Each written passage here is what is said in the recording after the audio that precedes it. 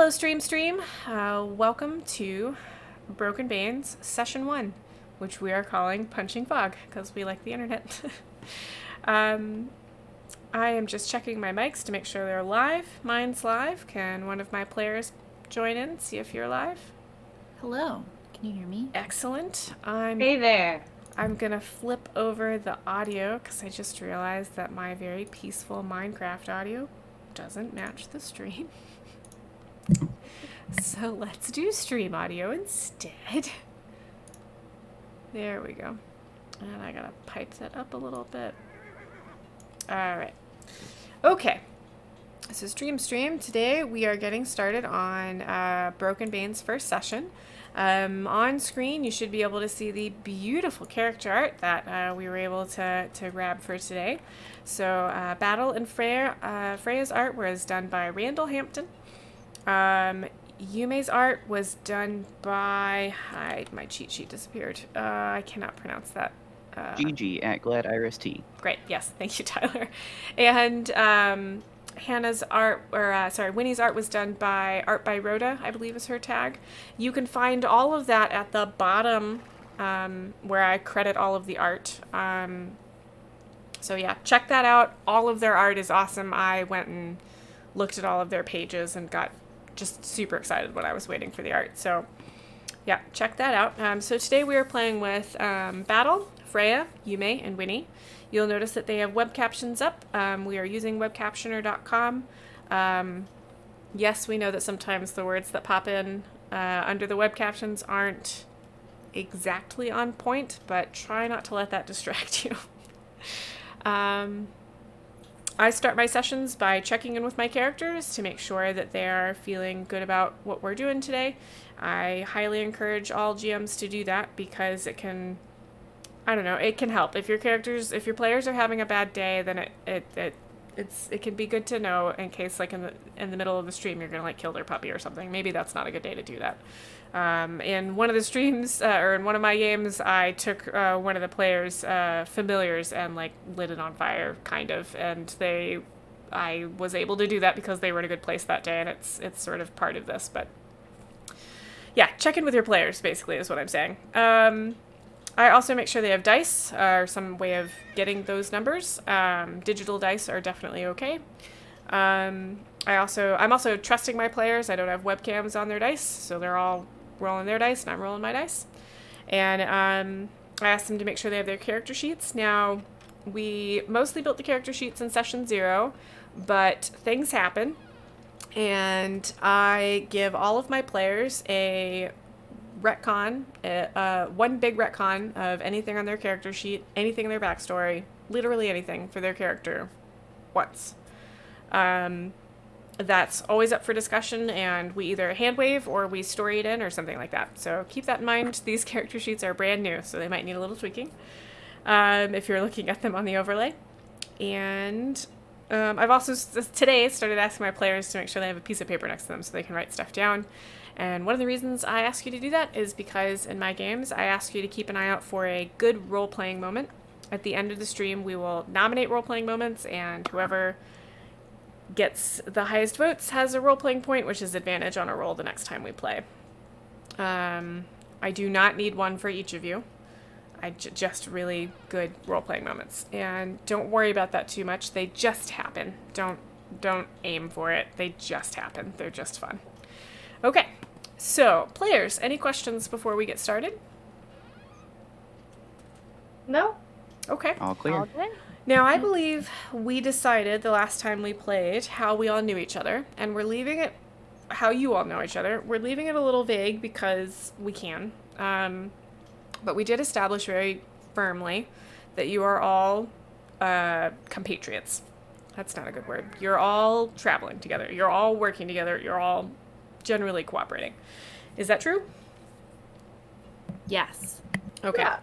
I like the idea of figuring out how those relationships work as we play, but it'll be very intriguing to start with the premise of they exist, which is fun.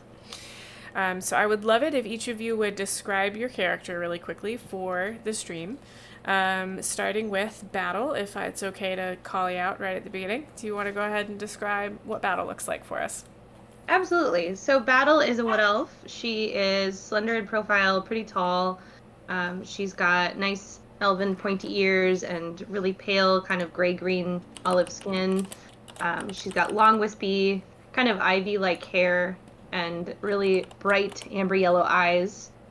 And she's wearing some scale mail armor and is in her image giving a soft smile, but her character self is just kind of being here. That's fair. A battle is standing on a dirt road. You've all paused for a rest as you're traveling towards the town of Diamondback. Freya, can you go ahead and describe yourself for us today, please? Yeah. So Freya is a human. She is a Tempest Domain cleric, and there's a lot of thunder and lightning around her at odd times. She is very, very pale with blue hair, and is about a medium build. She's about 5'5", and she's easily distractible and very excitable. Excellent. You're standing next to Battle, and you're both looking in the direction of Diamondback. This is a regular break for you guys. It's as you're walking, because you do all walk between town to town and adventure to adventure at the moment. Yume, are you all right to describe yourself to the stream? Sure. Yume is a human. She is a little bit on the short side and a little chubby. She has long golden blonde hair and I believe like golden brown eyes.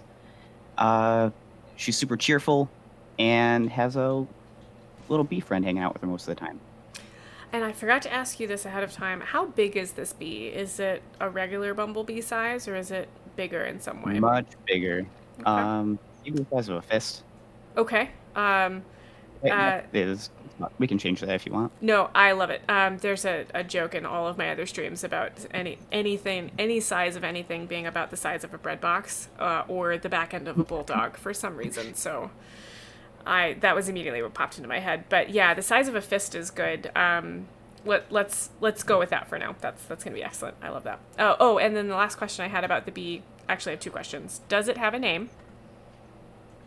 His name is Dandy. His name is Dandy. Thank you. And is Dandy black and yellow or different colors? I like black and yellow. Okay. That sounds good. Great. Excellent. So, Yume, you were also standing next to Battle and Freya on the road. Dandy is actually at this moment doing lazy circles around your head because it's actually a fairly hot day. It's not too humid, but it's just the kind of day to have, everyday bumblebees sort of like buzzing gently around. So he's sort of buzzing around your head as if you're a flower, and you can feel he's content right now. Winnie, would you mind describing yourself? Yeah, Winnie is a 6.5 foot tall, stocky furbolg. Very sturdy. Great. She's got blue-gray skin and bright yellow wolf-like eyes with square pupils. And her brown hair is long and braided to one side and draped over her shoulder and has these frequent streaks of silver all the way through it, which makes you wonder, like, is she older or is that just her hair? It's kind of hard to tell. And she's wearing leather with various buckles all over it, and the functions of which aren't always clear. You're like, why is there a buckle there? That doesn't seem to be holding anything together. What's going on there? That's excellent. I love that. Great. Okay, so Winnie, you are also, I believe Winnie is the tallest at 6.5 feet tall. Is that correct? Yes. And Yume's on the shorter side, so let's say Winnie and Yume are standing next to each other. So Winnie, Dandy actually, as they circle Yume's head, is quite close to you, but you don't feel any fear or anything. This is very normal. All of you are very used to Dandy. He's just Dandy. He hangs out with Yume. He's been helpful in the past, so none of you are frightened by this. You guys are headed toward the town of Diamondback. It's a town... Oh, I had a question for all of you. Which one of you do you think travels the most? or sorry, has traveled the most in the past? Probably Winnie. Okay. If not Winnie, then Battle. Okay. Yeah, I was gonna say not Freya. So And Yume, is this the first time you've really left the farm, or is this, sorry, not this today being the first time, but like traveling with this group, was that the first time you've really left the farm, or was there some travel before that? Meeting up with some of the rest of them was the first significant travel. Got it. So let's say that Winnie and Battle have both been through Diamondback.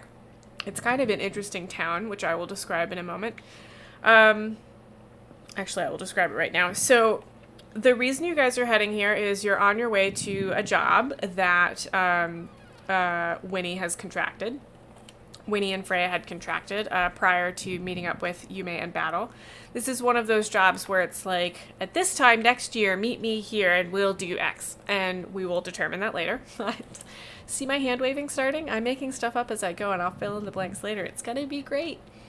I'm very excited about this. Yeah. So everybody remember I said that.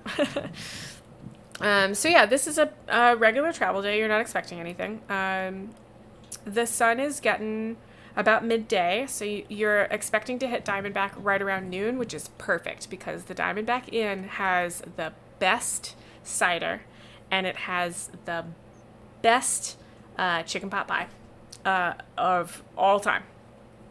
And Winnie and Battle have both been through there, and you're both looking forward to this.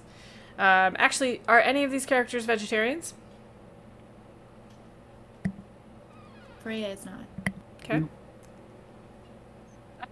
Think Battle would be. I think she is. You think she's a vegetarian? I think she's, yeah.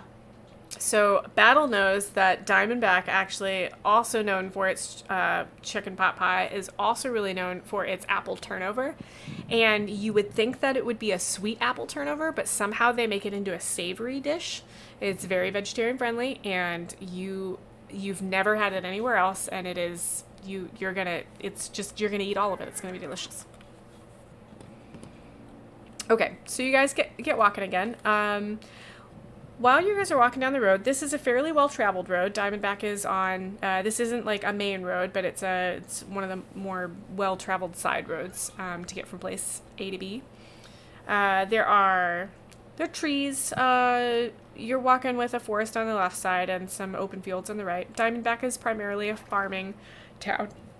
Not your typical farm, like growing like corn and stuff. It's more livestock and animal farming.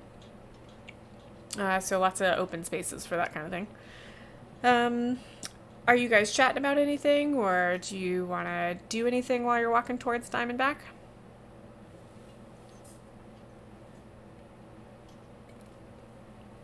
No is a perfectly fine answer. Just Don't checking. think so. Okay. I think Freya Winnie is trying to avoid too much social interaction, as she usually Cool. does, and is kind of lost in her own thoughts. Okay. Excellent. Freya, what were you saying?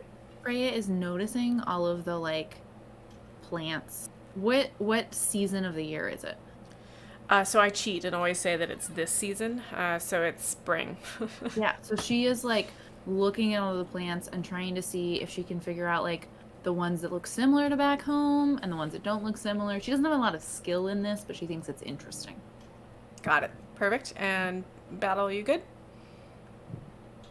I think she's probably just commenting like, wow, it's a lovely day out today. Yeah. Yeah, it is quite a good day. All right, so you see Diamondback in the distance, and what's interesting about Diamondback is it's actually a well-known town. It's a hub for awakened animals.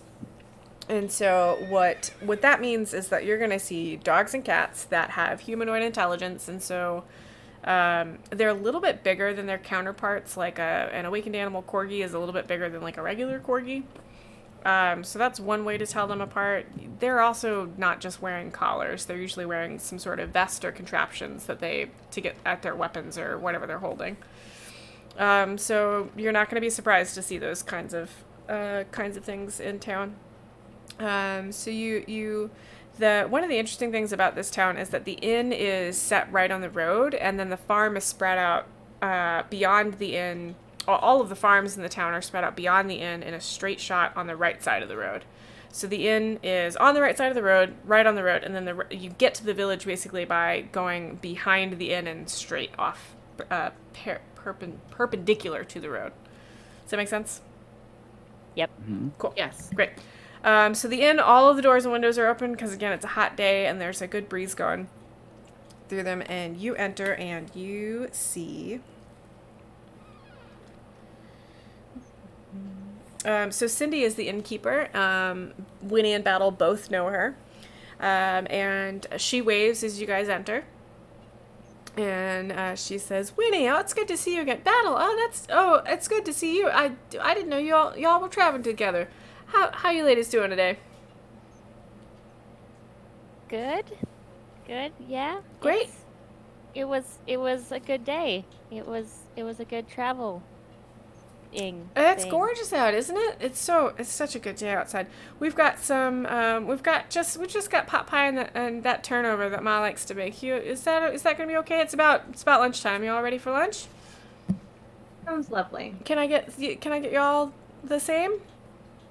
I want both, please. Excellent. And we mostly serve cider here. I've got ale as well, but the cider's real sharp and sweet today. And Cider sounds great. we've got it cooling down in the cellar, so it's nice and cool. All right, I'll so take an extra large cider. oh, perfect. Yep, I know you, Winnie. I've got your mug out back. You don't worry. And she looks at Yume and she says, "Can I get you the same, dear?"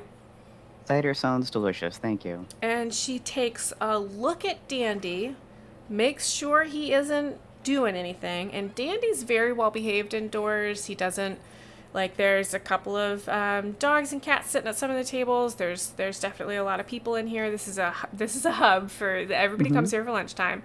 Dandy stays close to you. Doesn't quite sit on your shoulder. Or does Dandy sit on your shoulder? Yeah, once in a while. Okay, yeah. So he's tucked up on your shoulder, just to make sure he's not bothering anybody or getting in the way of anything. Does that sound right? Mm-hmm. Okay. Oh, no, he's okay. He'll just share some of mine. Perfect. I'm going to ask you if that sounds right about Dandy for a while, because we're sort of figuring him out. I hope you don't mind. If it gets annoying, just be like, and I'll stop. Make Totally that fine. exact noise, okay? Otherwise, no, I'm just kidding. All right, so Cindy bustles off into the kitchen, and you can hear her yelling, "Ma!" And, like, so she comes out with an older woman. They're identical. Like, you can tell that when Cindy gets older, she's going to look just like her mom. They're very strong-boned women, and they've got trays, and they lay them out in front of you, and they're serving other customers as well. There's a low hum in here, pretty cheerful. Winnie comes back with a huge, jug of this cider and a bunch of cups, and she sets Winnie's mug down in front of her with a wink and cups for the rest of you, and she pours it all out. And she's holding the jug kind of on her hip, like cocked on her hip, because it's that big. It's like the size of a toddler. And she's wielding it just fine. Like, not a drop goes anywhere but the cups. And she stops to visit for a minute, and she says, "Winnie, do you remember Tina?" And Winnie, you do remember Tina. You worked with her. You met her a couple years ago when you'd come through here couple years ago, and you were doing some work at the local temple, the local grain goddess temple, and you had actually met Tina there.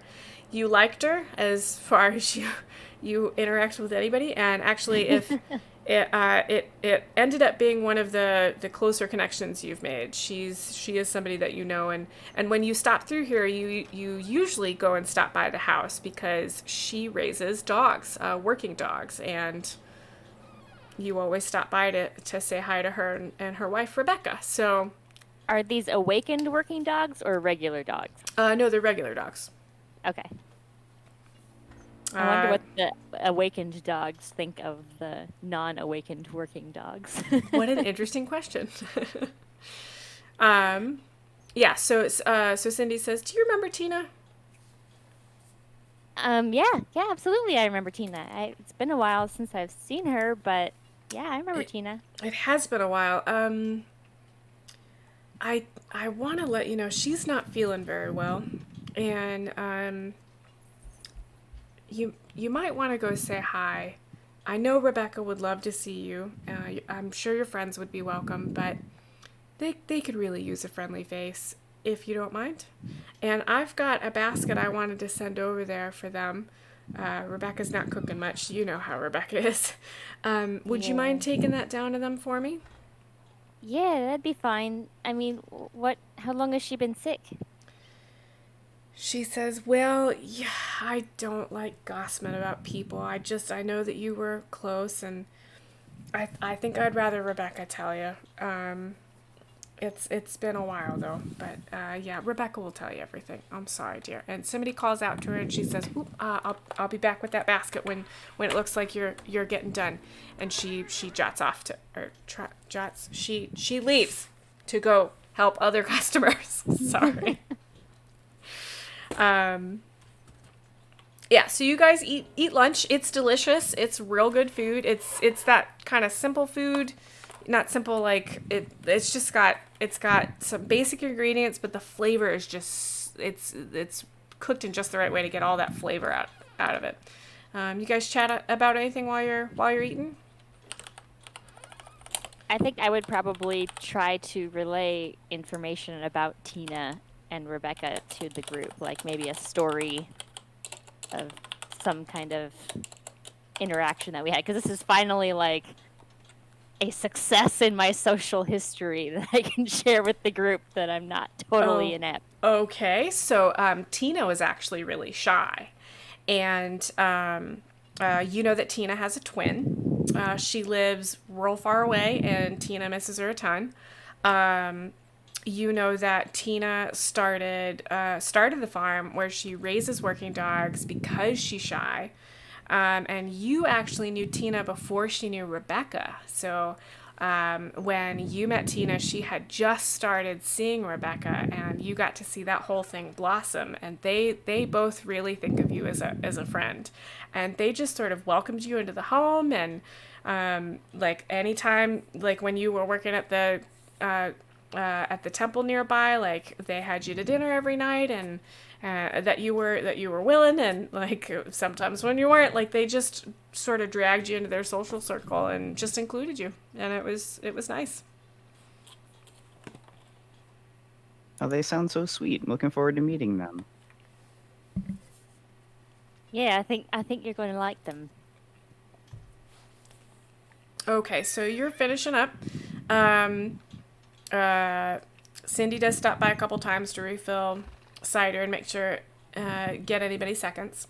And as it looks like you're finishing up, she comes back over with a big basket. And when I say big, I mean like Winnie, it's a little big for your lap, if that makes sense. Like it's Wow. yeah, it's gonna be big. And when you pick stuff up, it's not usually, like heavy. Like when other people are like, this is heavy, you're like, uh-huh. But this one, like, you have to actually pick it up. And she says, I'm sorry, but Rebecca loves this cider, and it's just so it'll keep real nice in their cellars. And I threw in some bits for the dogs. I make those treats, and they love working with them. I really appreciate this, Winnie. If you stop by here on your way out, I'll have, as a token of my appreciation, I'll make sure and make up some road food for y'all. Chicken pot pies don't keep on the road, but my mom's got some of those turnovers you like to travel with, and she's been experimenting with those apple, like, cuppy turnovers and making them into sort of like little, and she like makes this hand motion. It's kind of like a sandwich, and then like cups it like it's like a pocket almost, and she's like, Freya's eyes are getting like bigger and bigger and bigger as she hears about this. She's very excited. She's like, anyway, I'll make sure that's all up before you leave. So make sure you stop by, and thanks so much. And then another customer calls out, and she waves and runs off. Thanks, Tina. That's Cindy. Oh, Cindy. That's okay. There's too many names. I'm sorry. We'll get there. I was writing down Tina as I was saying that. The reason I use your character names and I keep calling y'all by your character names is because that is the only way I will learn them. And otherwise I'll get really confused. So for the rest of the stream, your names are Battle, Freya, Yume, and Winnie. The end.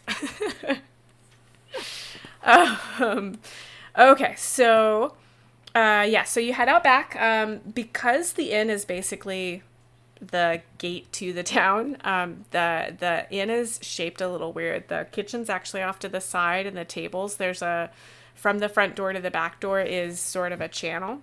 And there's the back door is very similar to the front door in operation, right? Like it doesn't have the feel of like you're going out back. It's just another entrance. So you head out that way, and that Tina's farm is actually the closest, and it's going to be on the left. It's maybe a 10-minute walk.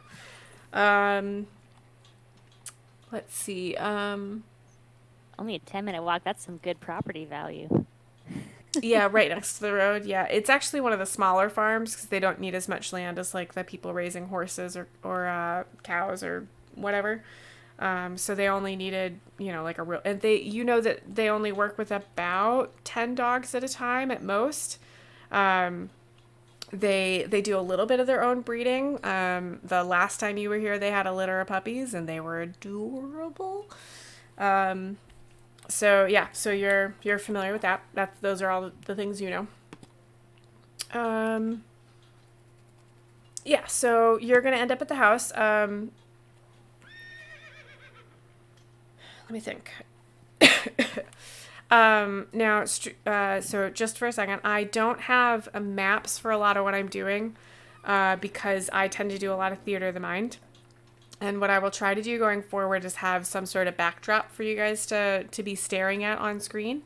But often I will stick your tokens on a gray background and be like, this is what we're doing, and talk a lot. So let me know if that's okay with you guys for now. I will have maps a little later. That is totally fine for me. Yeah, absolutely. That's great. Okay. And Tyler, I assume you don't have a huge opinion about that. No problem.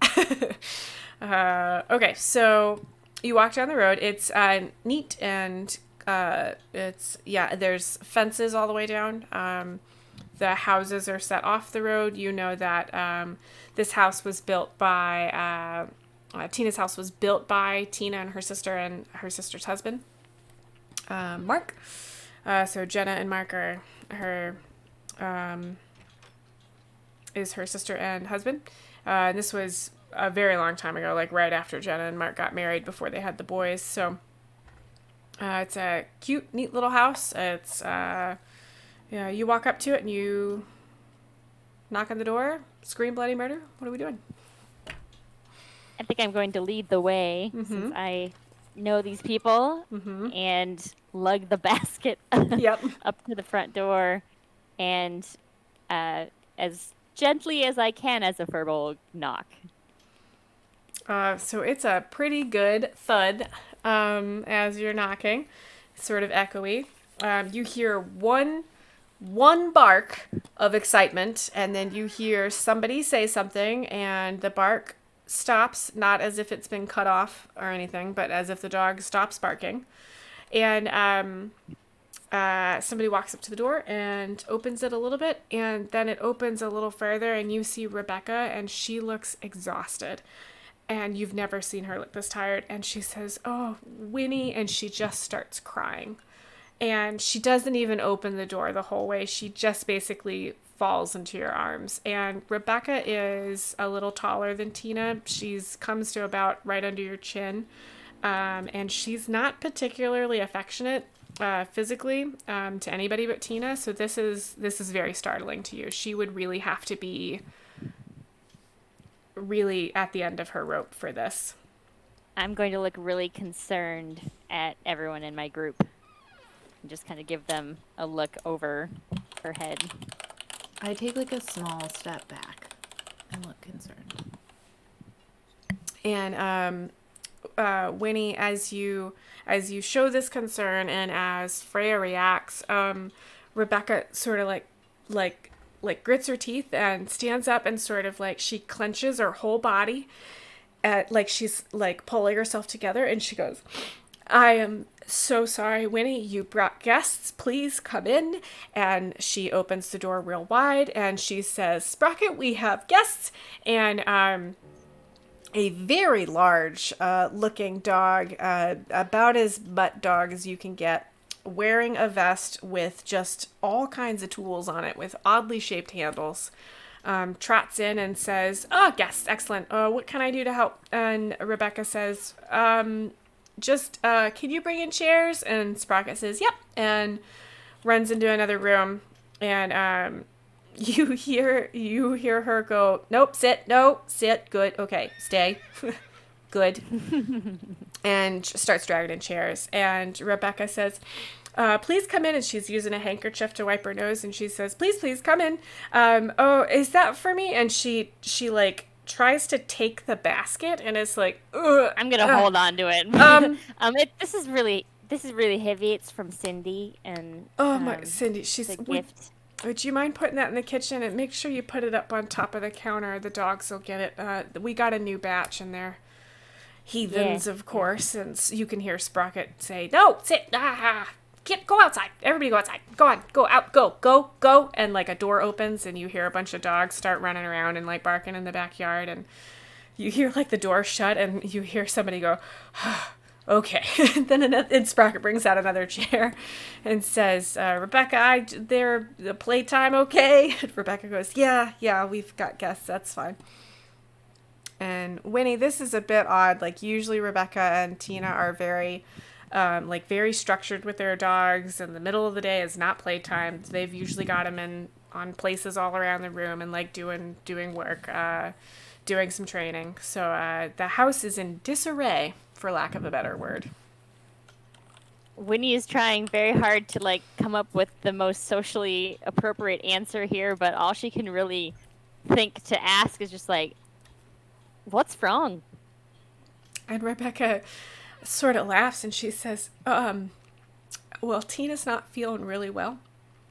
And Sprocket leans up against her, and she reaches down and just starts scratching her ears, and she seems to feel better with that contact. And she says, "Yeah, Tina's not feeling real well. She started not feeling like herself about a month ago. You know how her sister will have the odd spell of just, well, I call them the sads, and sometimes she's a little hard to deal with, but Tina was never like that. You know what I mean? I think you met Jenna that one time, didn't you?" And Winnie, you vaguely remember Jenna because she looked exactly like Tina, but she was much quieter, which was hard to do because Tina's very quiet. And she says, "So it was as soon as Tina started feeling like that, we called in help. We know people, and we got help in here about 2 weeks ago, but." And she takes a deep breath, and she says, "Well, Tina hasn't been feeling any better, so I think we need some more help." And as she's explaining this, another human joins the room. They walk in. They are clad in gleaming full plate with a flowing white surcoat and a full face battle helm. They're rather awe-inspiring. They have a huge shield. You've all been feeling kind of anxious, like you've entered a house that is clearly in disarray, and this woman is very upset, and Winnie doesn't quite know what to do, and no one's really explained anything. But as soon as this person walks out, you just, like, the edges sort of calm a little of that feeling, and it's subtle.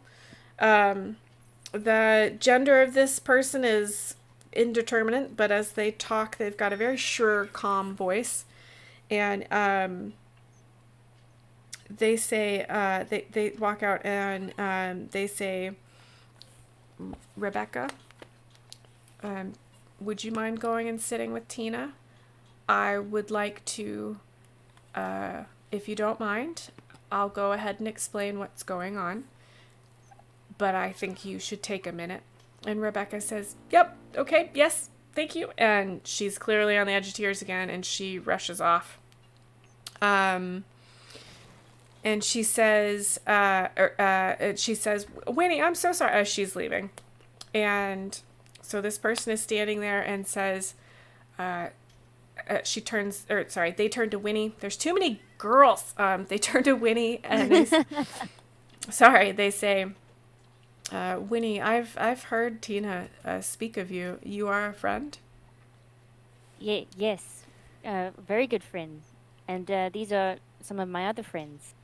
Would you mind introducing me? Yeah. So, over there is Battle, and then this is Freya, and Yume, and we do some work together.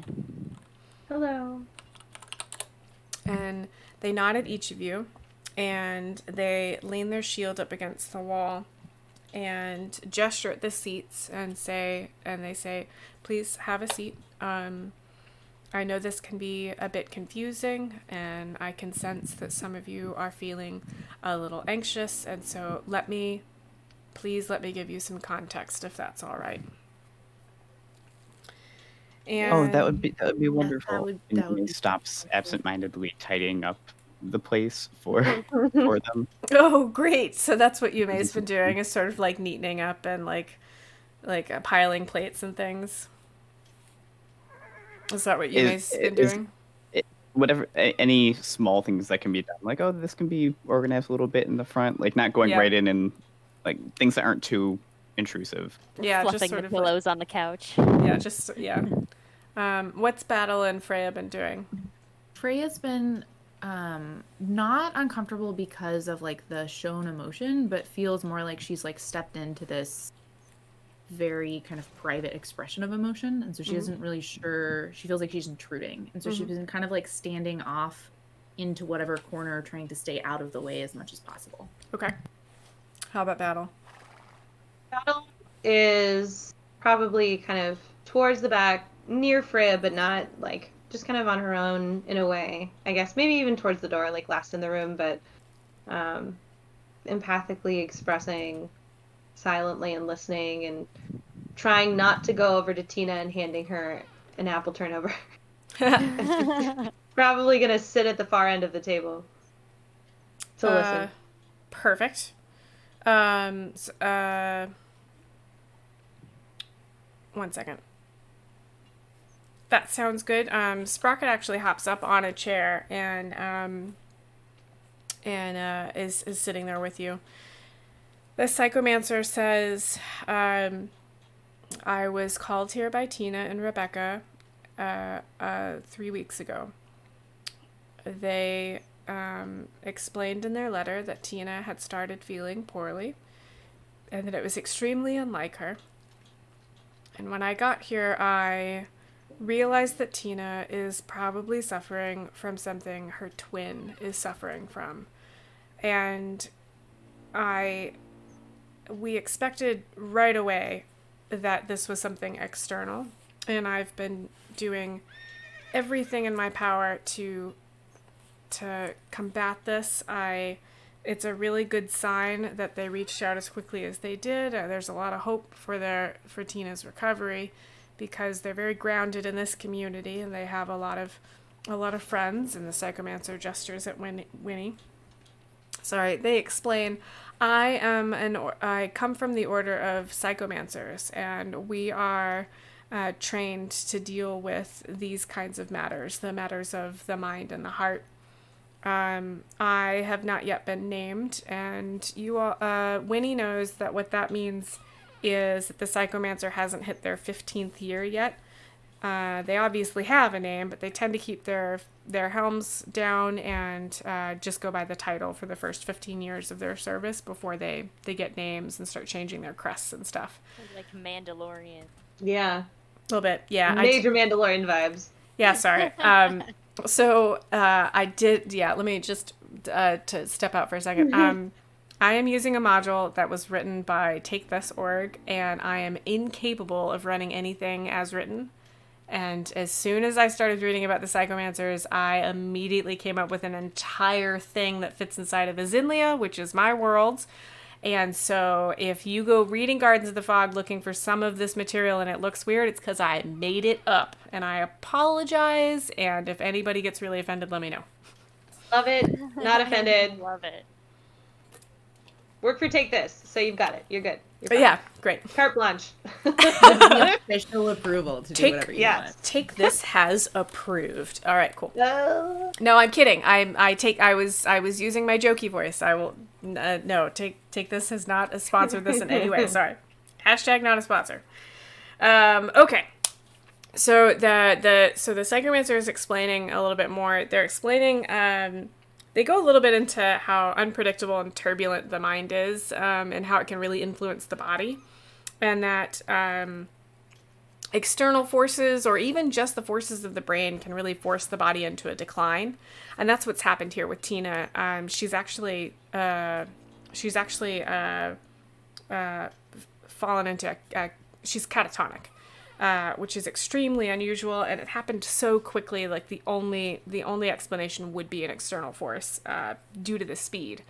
And so the psychomancer did a lot of research, did a lot of digging, and discovered that it's most likely a night hag. And it's hard to tell because this seems to more be an echo from the twins' mind, and they start talking about like how twins can sometimes be connected on that level, and it's not often seen in those that don't possess or study magic, but these blah blah blah blah. The psychomancer explains that what they determined earlier the day before is that they would need to call back to their temple for help. What needed to be done is actually a group would need to enter Tina's mind to help protect her psyche. Night hags are a very vicious. They can be a very vicious form of being that preys on troubled minds, and they take pieces of a person's psyche and they sort of twist them and attack them. And the psychomancer needs a party to go in and protect those pieces of psyche. But they warn you that it's going to be extremely dangerous. It would be dangerous to enter someone's mind under normal circumstances, because what is in a mind it can be very particular to that person, but it can also be very vivid. And that can be, when a mind has doubts and fears amplified at all, anyway, but especially amplified by an external force, it just amps the risk up.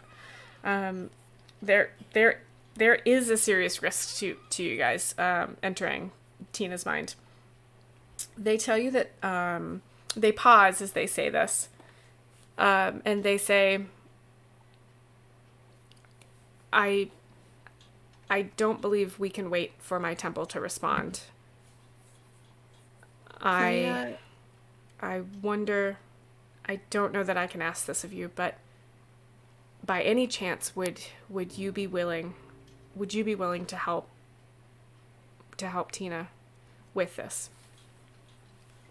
Freya leans forward and she says, there's a risk to anything that we do. Most of the jobs that we take on are not risk-free, and I don't want to speak for anybody else. But, I mean, this seems like a chance to make a difference, and I wouldn't want you to have to wait for anyone else and lose this chance. They nod gratefully, which is hard to tell from a battle-helmed, indeterminately gendered human, but I say it's gratefully. So there. What does Battle say? Battle leans back a little bit and nods, listening to Freya, but also, I understand and want to help, but what is the risk? The psychomancer says that absolutely. Thank you for asking. The risk is that when you're in the mind, it will seem as if you are yourself. Your weapons will manifest as your weapons. You'll feel corporeal, and any damage you might take, anything the mind throws at you, could result in damage that could result in damage to your actual form. As I said, the mind really can affect the body. And because I will be taking the seeds of who you are and how you see yourselves and putting them in Tina's mind, it could result in damage to you in the real world. You've told us about the potential risk and danger to us, but would it be harmful to Tina if we were present there? Could we make things worse by showing up? And the psychomancer says that is an excellent question. And I would, under no circumstances, advise that you attempt this without a professional there to assist you. And in fact, I am that professional, and I will be able to both put you in Tina's mind and extract you with no harm to Tina. The only harm right now is the night hag who is preying on her psyche. I, of course, will say yes. I mean, Tina is one of my best friends and helped me out when I needed it. But I just don't understand how someone as big as me is going to fit in her mind. And this, the psychomancer says, "Don't you worry about that. I will take care of everything." And they look at Dandy and sort of cock their head sideways and say, "I am unsure whether your little friend has permission to participate in something like this." And Dandy buzzes next to your ear and tells you, Yume, that they in fact can participate in this sort of expedition. They have been given clearance. He thinks he's up for the challenge. He's And- nice. He wants help too. The psychomancer nods and says, "Excellent. I just wanted to be sure." They sort of hesitate and they say, I don't. My order. Crap. How does Shauna want to say this? My order does not intrude on others' domains. And while this is ours, I wasn't quite sure where you're from. I guess I should say. It's the most awkward the psychomancer has been the entire time, and they. Oh, all right. Her face looks a little less just like joyful, and she puts on just like a serious look for a minute, which isn't super common. Like, no, he has permission. It's okay. Okay. The psychomancer is like, all right, I just checking. Okay, so I've got a yes from Freya and Winnie. Are Yume in battle? A friend. Winnie is a friend of mine.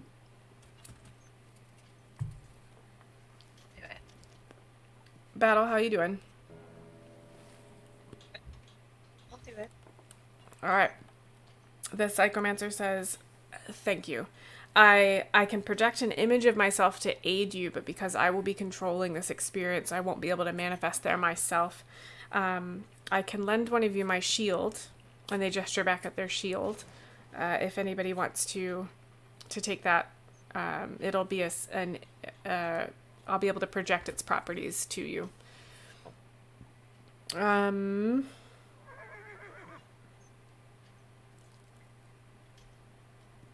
Winnie, why don't you take the shield?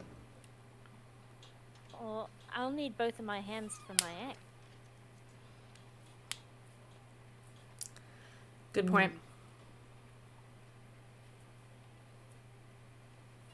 Anybody else want to take the shield? Who needs more protection?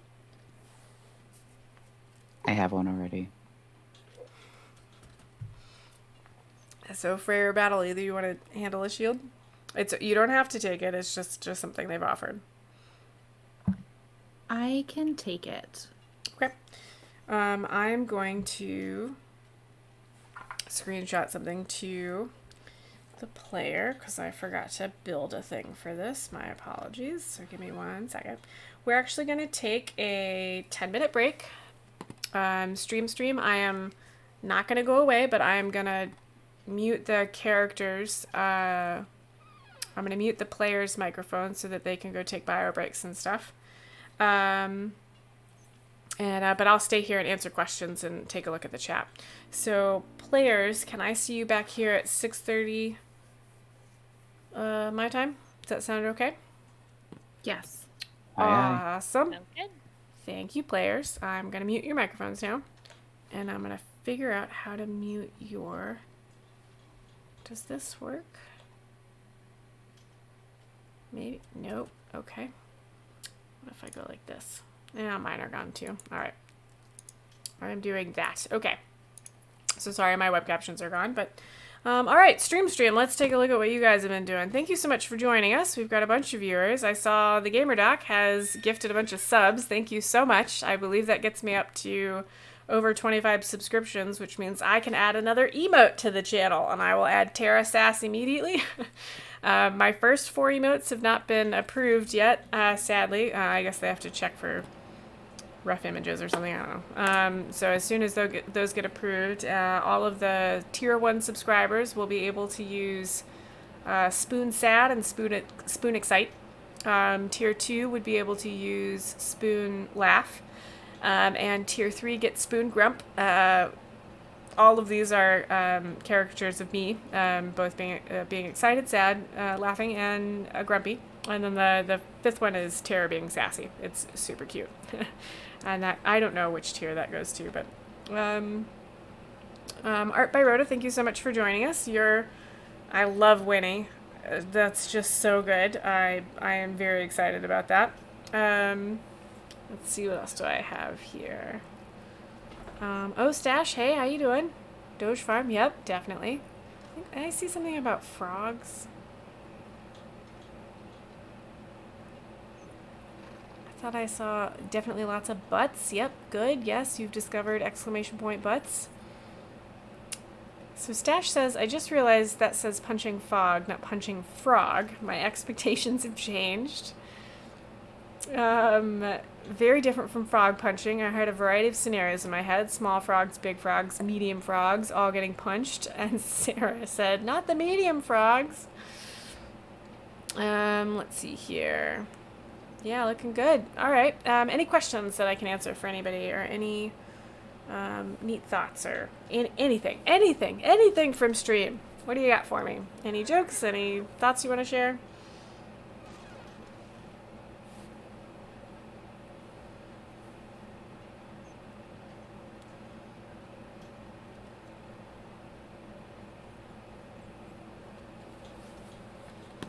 A silent stream. Fine. I will tell you all about Big Diceomancer. Tech says Winnie's a little small for being a furball. Alright. Stash is writing the campaign they're going to debut tomorrow. I didn't know about a campaign you're debuting tomorrow. Did I? Is this the Eric Cocker one? You have writer's block. Well, toss it out there. What do you... I can give you a million random prompts. I am on it today. Yeah, the Eric Cocker one. That's gonna be neat. So I'm a Diceomancer. That means I love dice, and I'm a big dork about it. I'm going to show you the dice I'm using today. This is my mystery set, which was picked out for me by the lovely Diana from Level Up Dice. I adore them. Yeah, if you want dice that are well made and gorgeous to look at and gonna, roll up the correct fraction of dimes, you should check out Level Up Dice. There's a link down in my profile. In my about, just take a click on that. I really love supporting small companies, especially right now. Not that I would say Level Up Dice is particularly small, but I do really love supporting creators, and I've got Level Up Dice here, and this is a Wormwood Vault. So yeah, check them out. They're all great. Stash, anything we can help you with? Rhoda, have we done your art justice? My husband threw that into a token so we could use it, and we put up an orange background because it really made our Winnie's eyes pop. Hope that's okay.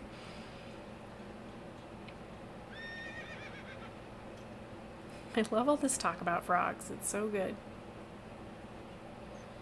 Wandering Shrink, are you still with us? Any questions or concerns or thoughts?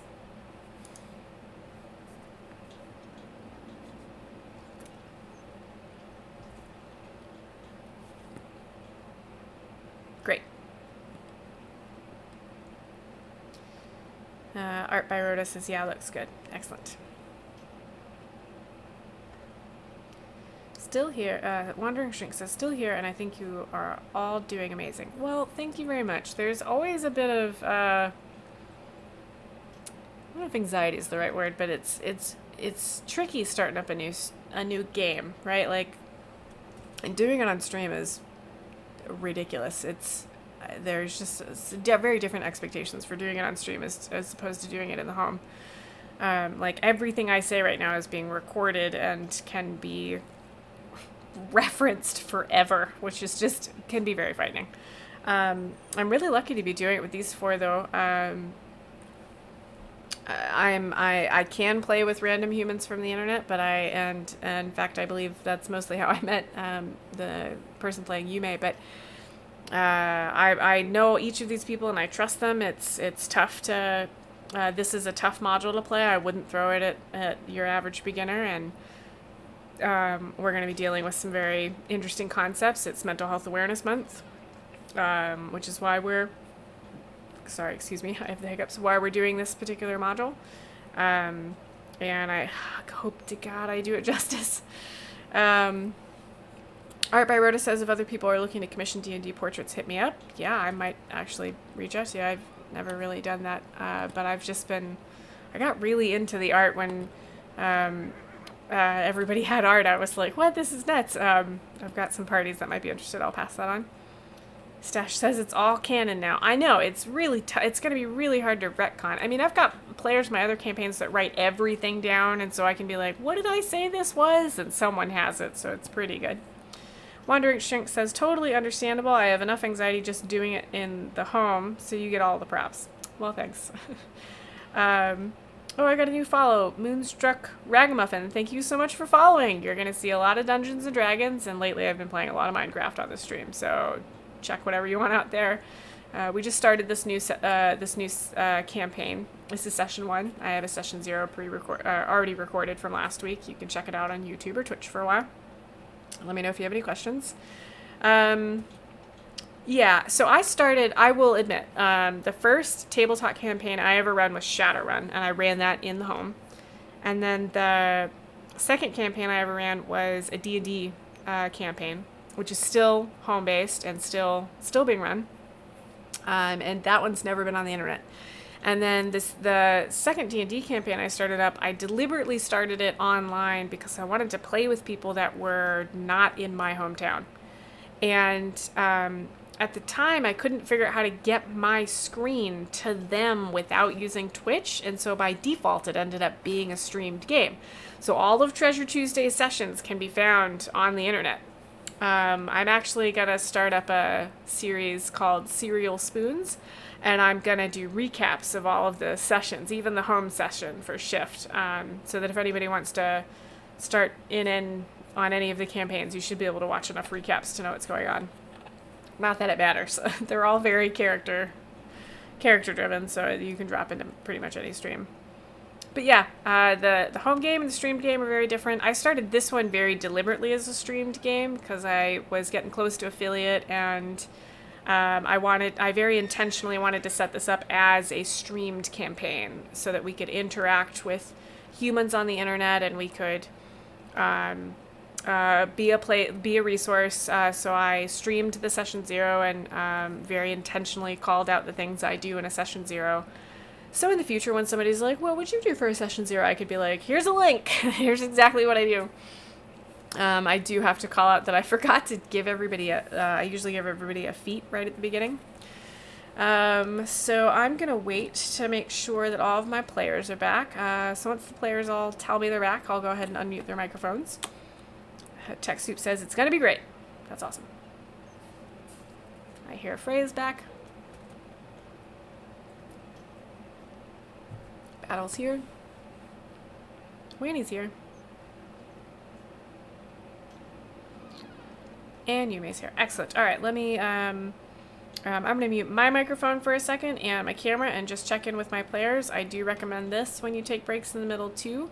So I will be right back, folks. As soon as I push the correct buttons for doing that. Okay, I'll be right back.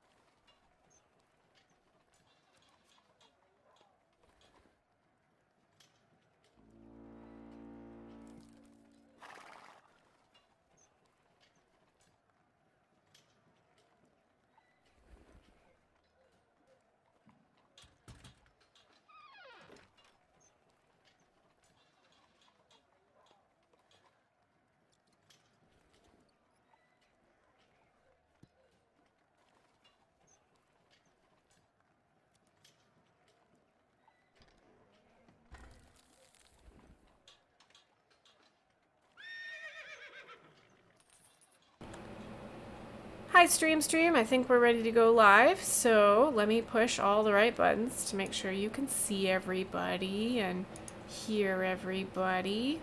There's the seeing. Oh no! My streams lost their color. That's terrible. Did everybody's streams lose their color?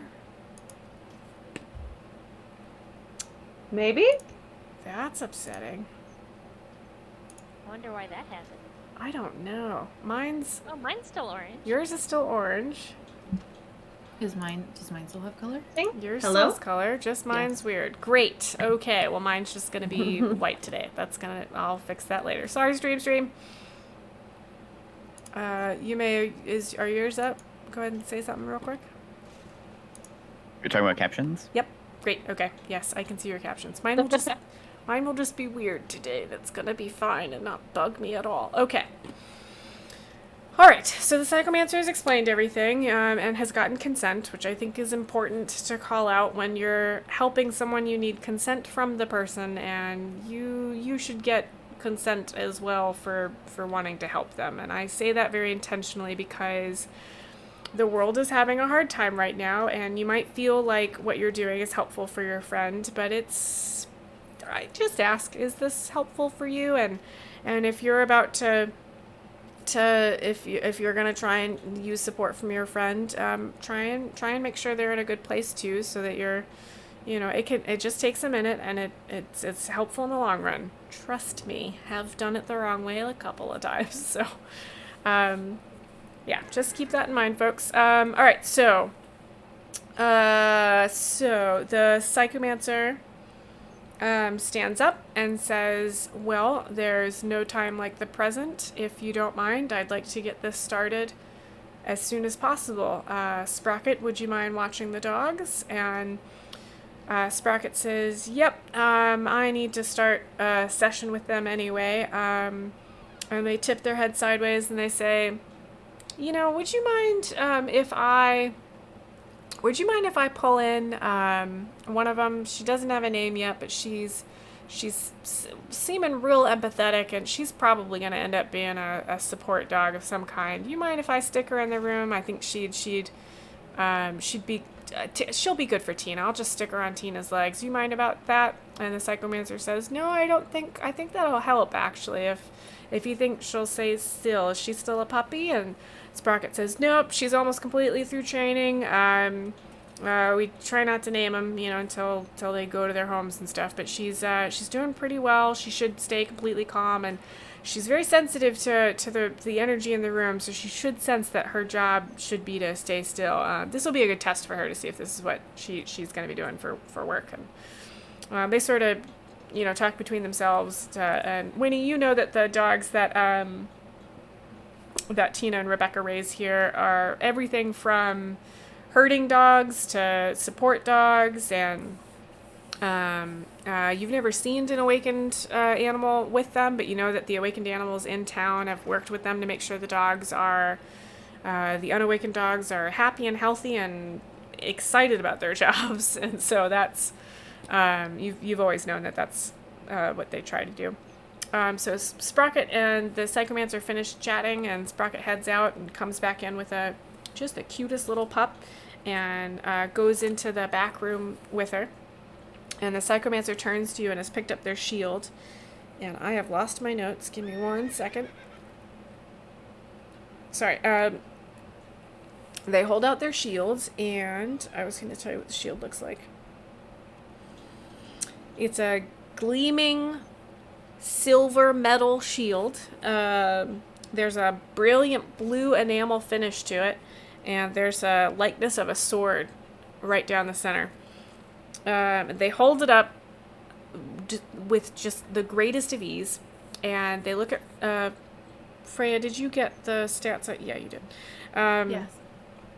They hold it up and say, "Please touch this."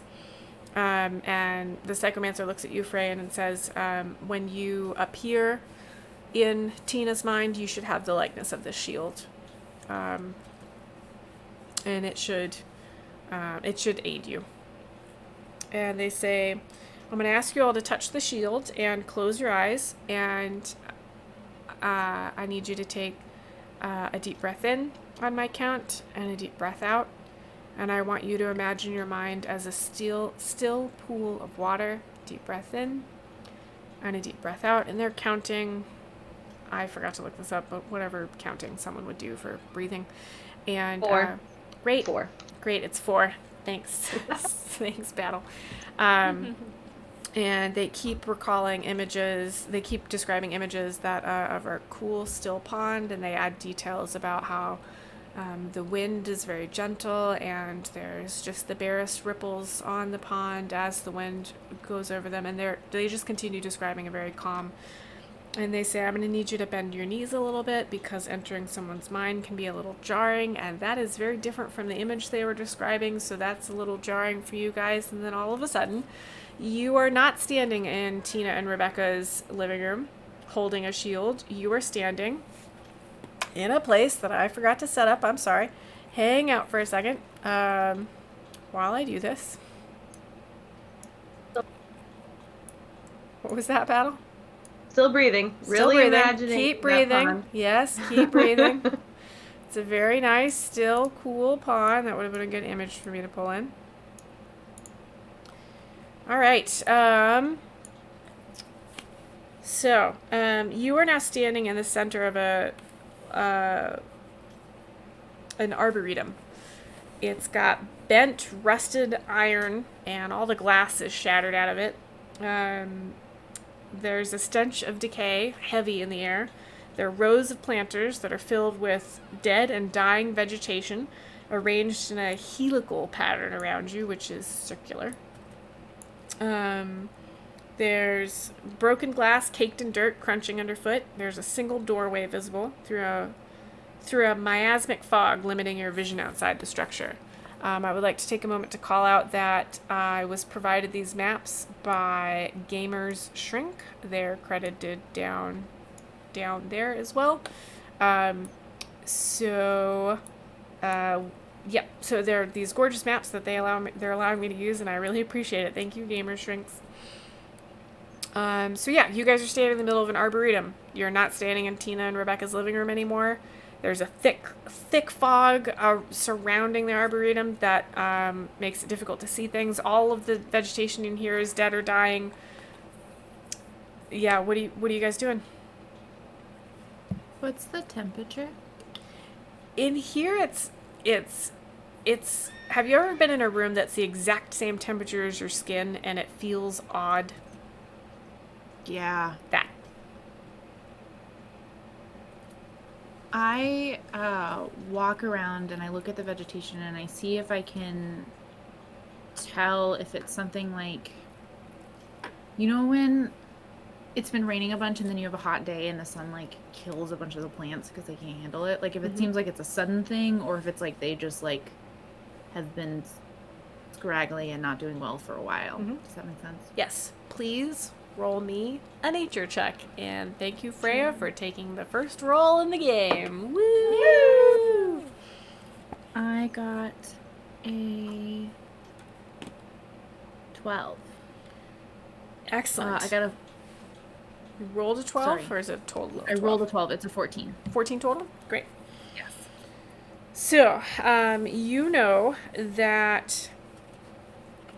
the plants have died from something. You could tell that they've died slowly over time, but you are not sure what killed them. It's very likely something that got into their water, though, so it seems environmental. So they were like poisoned from the inside out. Yeah. You could, I relay this information to everybody else. Okay. I think Battle is also wandering around looking at the vegetation, noticing the fog. I think her skin is alert to the strange temperature and textures in the air. Maybe she's even like feeling the soil since it's such a strange environment. Yeah, the soil is gritty, like it's not holding water very well. and it's mixed with this shattered glass from the arboretum around you. And there are even bits of rusted metal that have fallen from the surrounding structure. It just does not look like a healthy place. And the fog is almost blending in with the dirt. It's sort of a dark brownish color. It's a very strange place. Oh, I'm sorry, I keep hiccuping. Winnie is looking around frantically for any sign of Any sign of what? Tina. Ah, yes. Go ahead and roll me a perception check.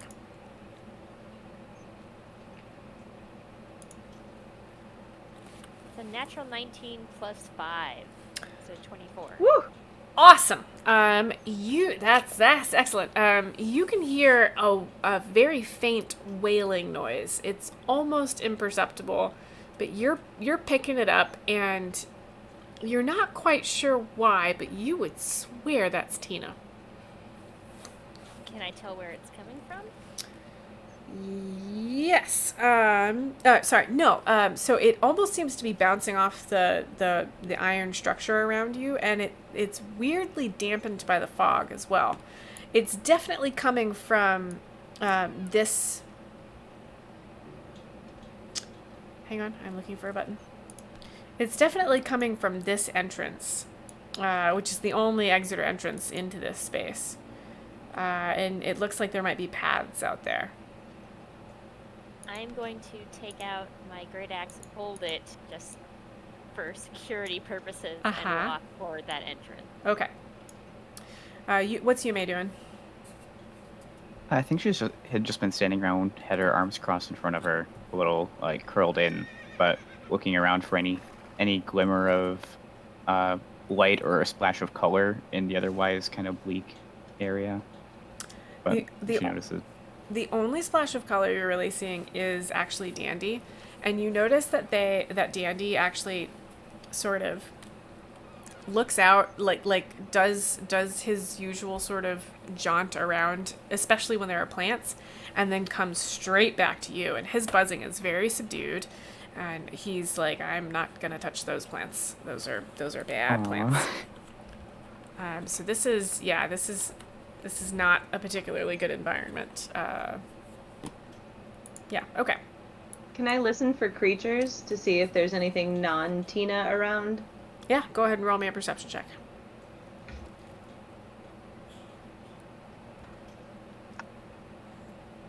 Oof.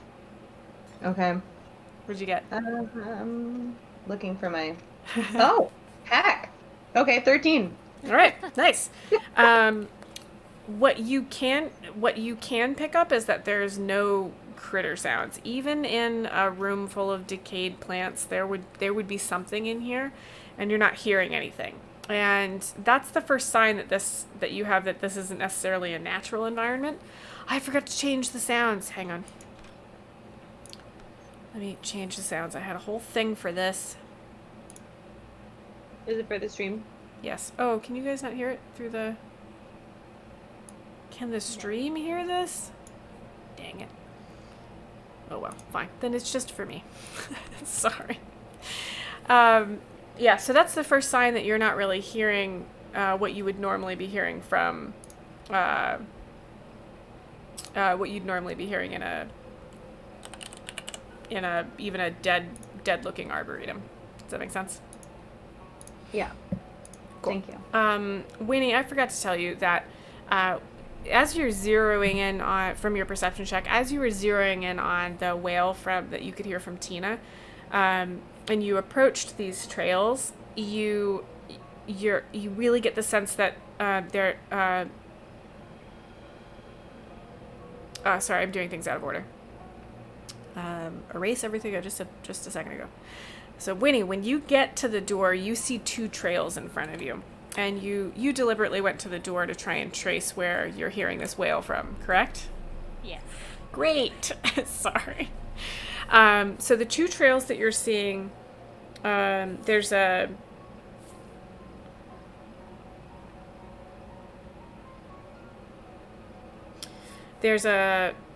overgrown trail, like it's almost impassable. You can only see it because of these bright crimson tail feathers that are strewn across it. And that trail is going to your left. And on the map, they're shown as these like white marks that you can see there. Imagine those as crimson tail feathers. And then the other path to your right is really sort of shallow and damp, and it's dotted with a tarry substance. Can I tell what the tarry substance is made out of? Go ahead and roll me an investigation check. Or a perception check, whichever's higher. I'm gonna gesture to everybody to follow. Okay. 14. You're not sure what it's made out of, but it reminds you more of the emotion associated with depression than anything else, if that makes sense. Guys, I think we should go this way. Winnie, you, from your check earlier, you imagine that these two trails are going to lead you towards the pieces of Tina's psyche that you need to protect. There's a bunch of other paths sort of obscuring the area, but these are the two clearest paths you can see. So Can I discern what sort of creature these feathers might have belonged to? roll me a nature check or an arcana check. It's a magic bird. 14 for nature. You recognize the size of this tail feather would indicate that it comes from the race of Aarakocra.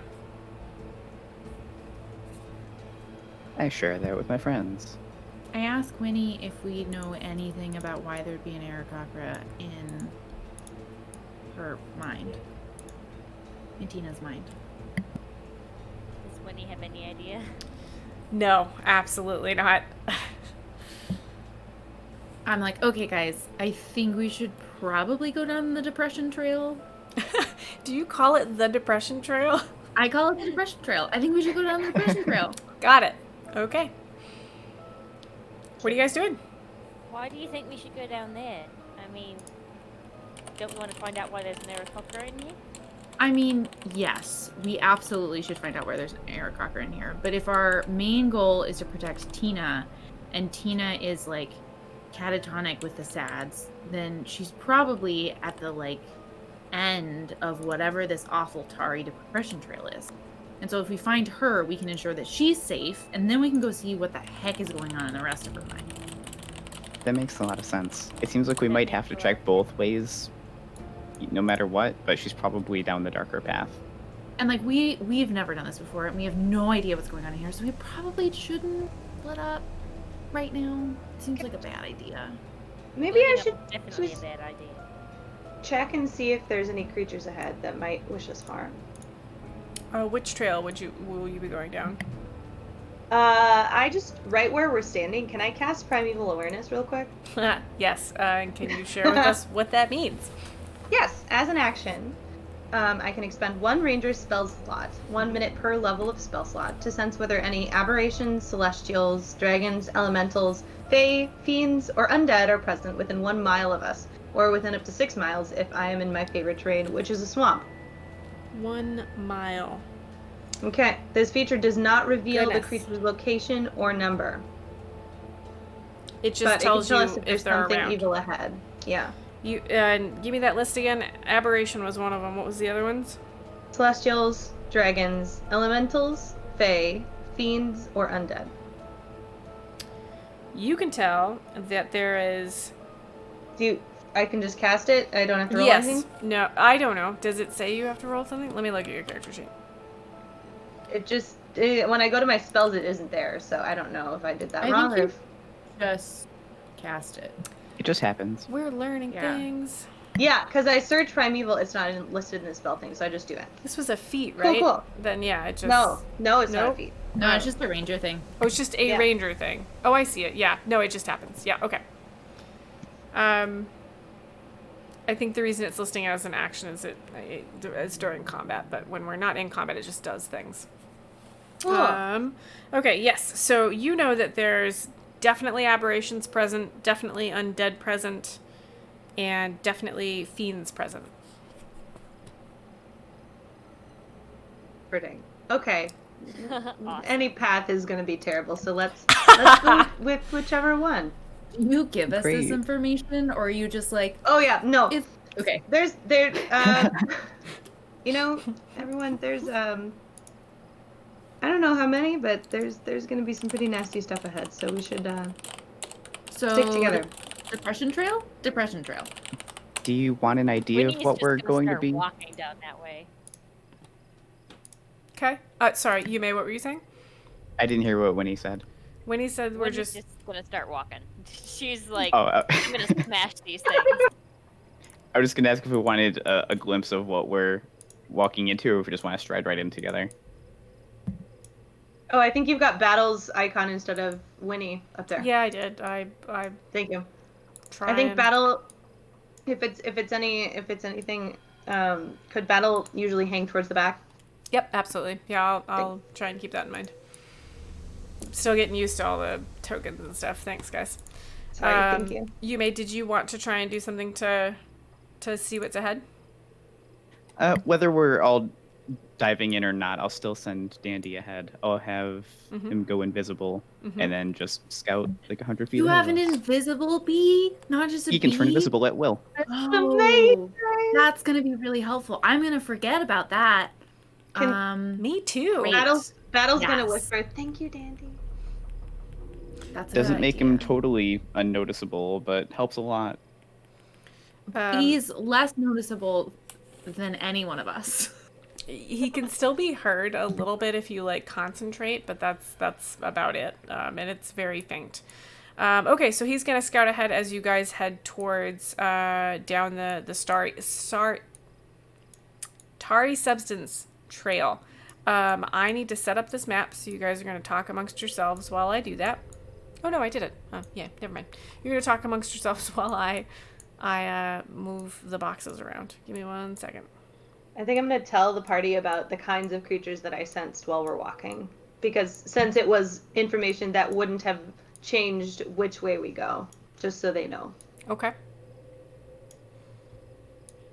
So do we think that that's like all of her fears and nightmares that like the night hag is just making bigger, or are these kinds of things normally in people's brains? a good question. Aberrations, fiends, and undead. I don't That's think a I have lot. any of those in my head. That's a terrifying thought. I don't want fiends and aberrations in my head. Thanks for the nightmares, Freya. You're Aberrations the kind of best. make sense to me, but I don't know how the others would get there. I think it technically depends on your approach to psychology. I guess whatever helps you imagine the thing and confront it, I guess. I don't know. Also, the artist for Legion, The artist for Legion. the comic book. You know, it used to be a comic book for Legion. I believe you. I never got into comic books. I should, but I did not. All good. I have recommendations later. Okay. All right. I just realized how big the map was, so I'm going to zoom in a little bit so you guys can... Okay, so the tar-spattered trail leads to a dimly lit grotto dotted with blinking fireflies. And yes, this map was also provided by Gamer Shrinks. Thank you so much. The grotto is composed of 3 distinct terraces, each lined with bioluminescent succulents that glow a gentle green. The bottom of the grotto is dominated by a jet black pool, which is right there, which consumes any light that touches it. There are fluffy lounge chairs sloppily arranged around the pool. They are each occupied by a hazy gray humanoid figure. Hey guys, did we get any information from the Psychomancer about like what we're interacting with is inside of Tina's mind?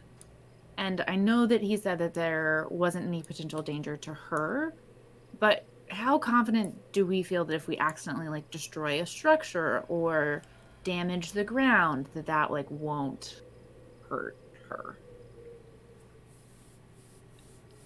I think Can I that's... That's kind of what I was getting at when I was asking him if we can cause any trouble by being here, and he reassured He was pretty me confident. pretty well on that. Okay. Freya's just starting to think about how most of her spells involve a lot of lightning and thunder and damage to just everything. You guys picked the most interesting path to go down first. Welcome. Yeah. Yay! Yep. Both of them would have been interesting, but yeah. That's an interesting thought for Freya to have, and it's good that she's thinking about her spells and stuff. When you enter this grotto, it's very damp. It's very dark. It has a page associated with it in the book that I should be looking at. There's an aura that, as you enter it, just sort of drains all joy from you.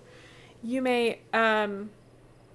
This is unacceptable. Yeah, this is not good for you. Dandy saw all of this and reported it back to you. There was nothing threatening that Dandy was able to see, so that's kind of what you hear. But their buzzing is very subdued, and their voice is very faint. It's a little hard to understand them, and they snug right up under your hair, and you can actually feel them shivering a little bit. Oh no. And even your concern for Dandy seems to be thin and a pale version of what you would normally expect to feel when Dandy was not feeling well, if that makes sense. Yeah. It does. Any anxieties or fears you all have are all muted. There's a great desire to just sit down and sort of let go. You can very clearly see 4 figures, which I will ping on the map. There's one here, and here, and here, and here. And Are those in the lounge chairs? I did not put the lounge chairs down because I didn't get them yet, because I didn't think you guys were going to go here yet. So imagine... Use the power of imagination for the fluffy lounge chairs. Are all 4 of them in chairs? Yes, all 4 of them are sitting in chairs, and they all look exactly like Tina. But they look like Tina as a gray, sort of like a almost translucent version of herself. Wince and grab Winnie's arm right away. Okay. Yeah, Winnie is like starting to go toward whichever one's closest. Okay. Winnie, I don't think that's really Tina. But what else? We're in Tina's minds, and it looks like Tina. I mean, there's 4 of them. There's really only one Tina in real life, but one of these has to be her. Yeah, but Winnie, there's 4 of them, and Yeah. maybe we should like try and talk to them first Yes. before we get near the water. Just don't touch them. Okay, so Winnie, you go up to this one. The one you're standing in front. Yeah, so what do the rest of you do? Are you going to each go up to a different one, or are you going to stay together? I want to move up a little bit further, like just into the room a little bit, but I'm not going to go anywhere near any of them, and I'm going to try and kind of keep an eye on everything that's going on. Okay. You notice... I'm a little more concerned. Oh, sorry. No, go ahead. I'm concerned for Winnie because she's more connected to Tina. Okay. Like the rest of us will just be meeting her, I believe. Yep. So I'm gonna, even though it's tough to do so, I'm gonna urge Dandy to go flutter up to Winnie and urge him to bestow some magic upon her, and I'll cast protection from evil and good. Great. And I can go over that when we get there. I just realized I need a token for Dandy. Are you gonna go with Dandy, or are you gonna hang back? Sending Dandy to hang out with Winnie for now, but he can pop back to me in a second. Yeah. So Dandy takes a minute to. Dandy takes a minute to sort of like steel himself, and then he gets up and he buzzes over and he lands on Winnie's shoulder, And Winnie can even feel him shaking a little bit, and he sort of shakes himself all over, and the spell the spell gets cast, and then he zips right back to your hair. I know, we're gonna do our best. Poor thing. And Winnie, remind me what protection from good and evil does. Winnie cannot be afraid, charmed, or possessed by those 3 creature types. And others. Huh. Wait, Interesting. she might have advantage on the charm. Let me take a look at character sheets.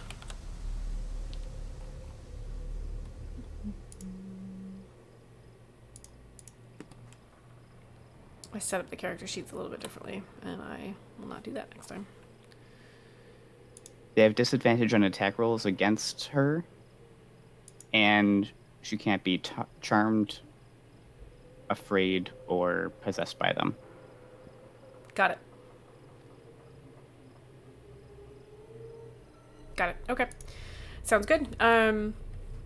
Winnie, I don't think you feel anything in particular except for Dandy landing on your shoulder and shaking himself. Everything in here is muted. It's very difficult to walk forward. It's very difficult to stay standing. It's some of the hardest movements you've had to make in a while. Battle, what are you doing? Can I try to sneak up to the closest one and just like not the one they're going to that Winnie's gone to, but can I go to the next closest one and just try to just silently observe? Yes. Roll me a perception check, and Winnie, go ahead and roll me a perception check as well. 12. Okay. Winnie? Thank goodness for my stack. That was gonna be bad. All right. So both of you notice that the version of Tina you're looking at doesn't really look like a human. She's got really gray skin. Her hair is completely gray. Her eyes are gray. Her clothes are gray, and the way she's sitting is very like limp. Like she's in the lounge chair, but she's not really sitting. She's just more like limp in the chair. And she stares at you. Both versions of her stare at you mutely, and they both the one that Winnie's looking at looks like there's no one there. And the one that Battle is looking at looks like, have you ever, they look super guilty. Like they've done something extremely wrong.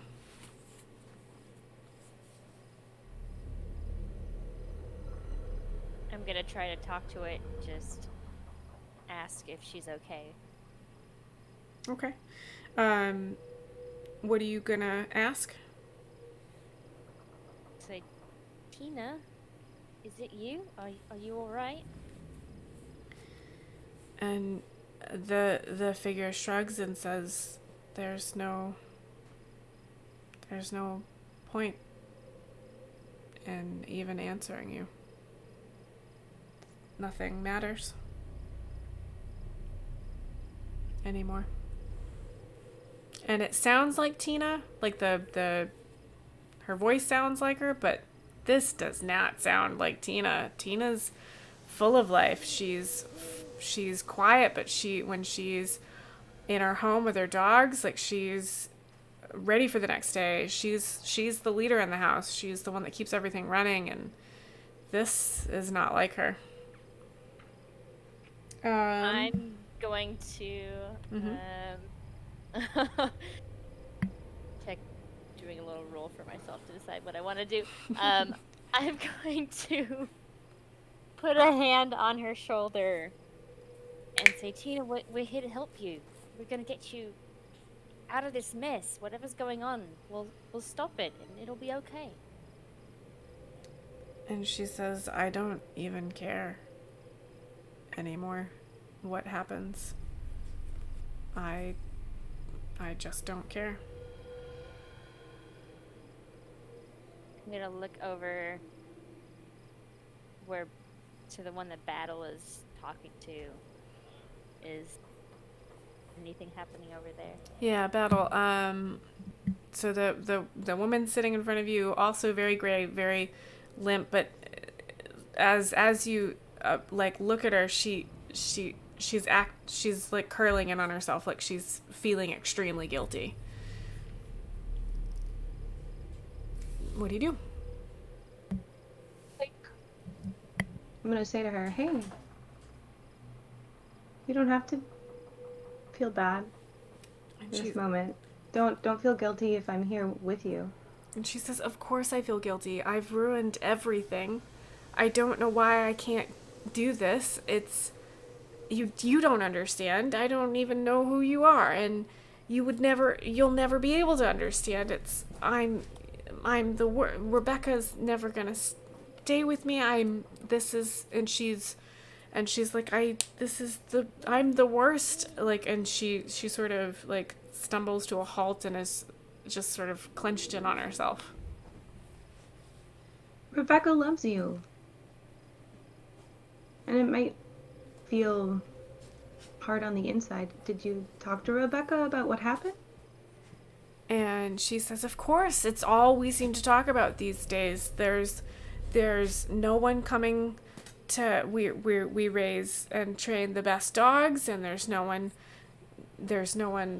market for them anymore, and we had to rehome a bunch of the last litter, and they're just with friends that took them, and I don't know what we're going to do with this batch. No one wants them, and we can't keep them. This is a business, and she doesn't know what to do, and I'm always the one that has to figure it out, and I can't figure it out, and this is on me. She built this life with me, and do you understand? Do you have you ever... That sounds like so much pressure. And it sounds like you're doing a great job raising those puppies. It's so hard, and you have to, sometimes it doesn't work out, and we have to work through that. We have to find them homes where they're just loved and pets and happy, and the ones that do work out, we always worry about them, and to have all of that pressure, and Rebecca's always leaning on me, and I love her, but I don't know what to do in this moment, and it's all my fault. It sounds like you care so much, and that sounds like a great quality. But is it the wrong quality to have? Should I be more mercenary? This is a business. Like, maybe I should run this differently. I think you being who you are makes you special and makes the business as good as it is. I mean, technically, isn't it good that if you're running out of homes for the puppies, that means you've been doing your job? And she says, well, I guess you could look at it like that, but I should have... I would love a puppy. I'll take a puppy. And she almost starts to laugh, but it turns into like a sob, and she says, I have to figure out a way to network more, to place them further out. We have to figure out a market for this. I have to figure that out. I don't... Winnie and I travel a lot. Maybe we can help you figure out how to make this better. And she says, I don't know if I should ask for someone else's help. Is that even something I can do? And every time she stops talking, she almost goes limp. Like the very air here is sucking the life out of her. It's very humid. There's this mist coming up out of the ground, but every time she talks, she's just curling in on herself. I don't know if I should drag anyone else into this. Maybe I should send Rebecca to her mother's. I don't know what to do. Maybe we should do something different. Can I tell where the mist is coming from? You're basically wading through these pools. It's just coming off the top of the water. What's Yume and Freya doing as these conversations are happening? I'm looking at the four figures that are seated. Do all of the Tinas look like they have the same expression and the same reaction? No. One of them, so Winnie's looks like there's nothing there. Okay. Battles looks extremely guilty. Okay. This one over here, looks like hopeless, like there are tears streaming down their face, and they're sort of that 1,000-yard stare kind of. Yeah. And then this one over here looks extremely angry.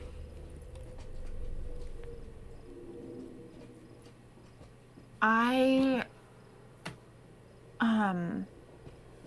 go over to Winnie and I try and kind of like get her attention and kind of try and pull her away a little bit. And I say, Winnie, like I think these are all pieces of what's going on inside of Tina right now. Like I don't think any of these is Tina. I think these are like little spirals of what's going on in Tina's head. Like I don't think we're gonna get a complete picture or story or understand anything from these kind of ghosts. I think you're right, and I think this mist is causing this hopelessness and this resignation, and we have to do something. We have to stop this mist. We have to get rid of this water. Maybe we could drag them out of the water, and then they would be better. You hear a malevolent chuckle. And you hear someone say, good luck. And it's not Tina, and it's not any of your fellow players. Can we tell where it's coming from? It's almost coming from all around you. Like it's as if the air is speaking to you. Awesome. Cool. Great.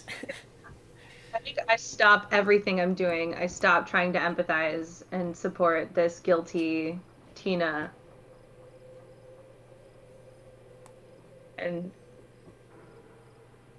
I want to, did the tar stop? The tar, led to this pool, and then you can see dark patches of it underneath the water. Can I touch some and check out what it is? As you touch it, you fall to your knees, and you feel like you should just lay down in this water. There's no reason to do anything anymore. And I recoil. Can I recoil? How does it? Do I have to do a save throw or anything? Let's see here. Yeah, go ahead and do. Yeah, everybody sees Battle drop to her knees. Can you do me a wisdom or a constitution saving throw? Sure. Definitely wisdom. Okay. Yeah, your constitution is now great. 18. 18. So yeah, you recoil, and you jerk back up to your feet, and you're very aware of what you were just feeling, and you hear that chuckle again.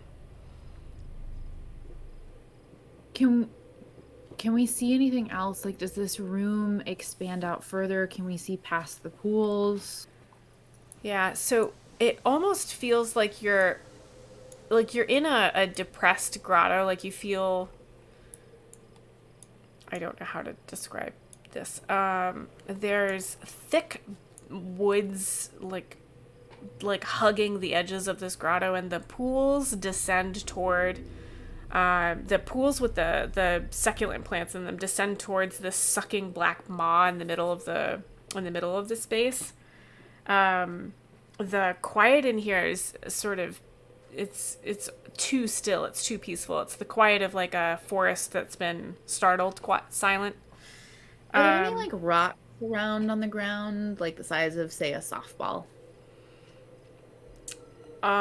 What would you do with one? I was gonna ask the same thing. I want to chuck one in the hole. Then yeah, that sounds like a great story choice. Yes, there's one right next to your foot. So I pick up this rock. I'm very careful to make sure that it doesn't have any of this black tar nonsense on it. I'm starting to get frustrated because I am good at adventuring and I know what I'm doing and I have no idea what's going on here. Because I know that we are in the mind of a sad person and now there's a bunch of pieces and like I don't know which Tina is which, but none of them are Tina. Mm-hmm. And there's this voice and it's not something that I can hit or throw lightning at, and so I pick up this rock and I throw it as hard as I can into the black hole thing. It gets sucked down into the hole and it just completely disappears. But no other effect. I want to cast Sacred Flame on the hole.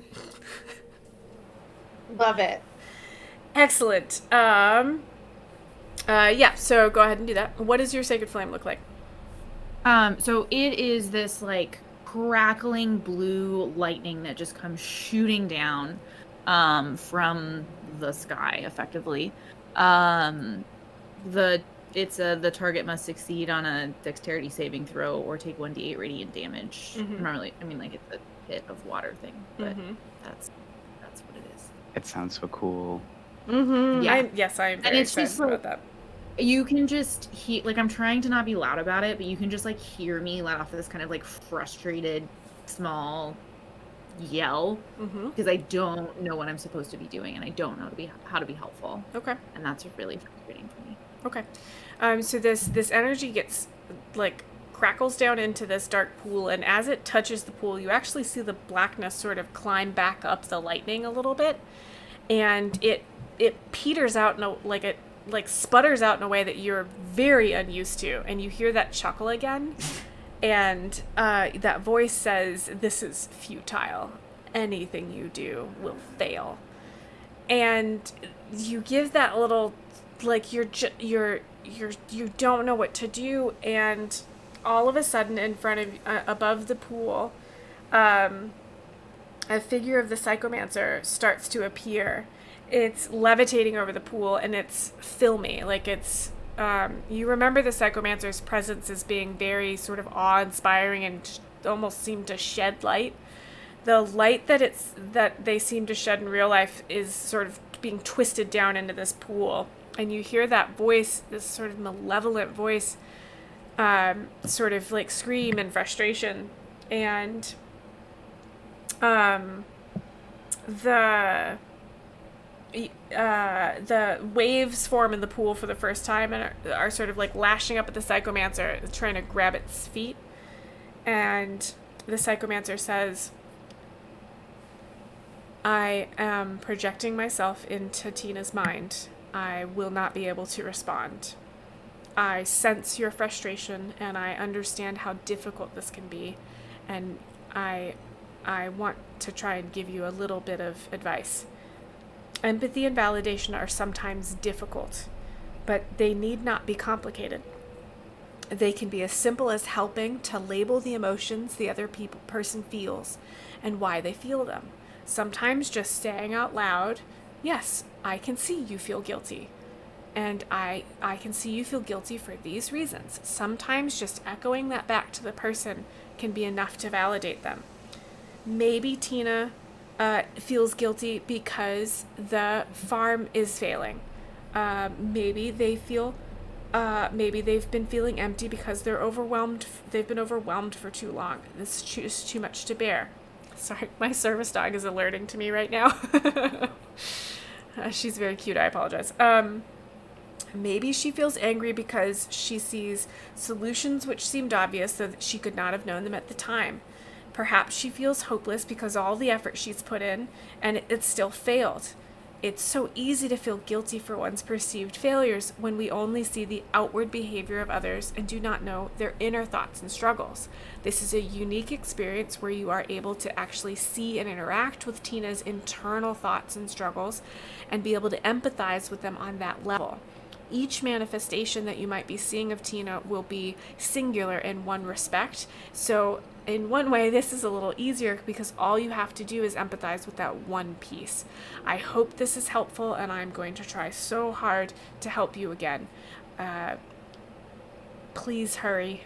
Tina needs you. And then it fades out. Here, please. So the lightning's not gonna work, guys. I Good call, Freya. think that Winnie had the right idea. Like, I think we need to go talk to the Tinas. I walk Try over to not the to angry fix it. Tina. Okay, so Freya's gonna walk over to the angry Tina, which I will do as soon as my dog stops alerting to me. And Winnie, I think I heard you say something. Yeah, we need to not fix it and not talk too much, just name the emotion. So I'm going to turn to the Tina that I was talking to and just say, it sounds like you're feeling really hopeless right now. And she says, no, not even hopeless. I don't hurt anymore. I don't feel anything. I don't even care enough to care. So you feel empty?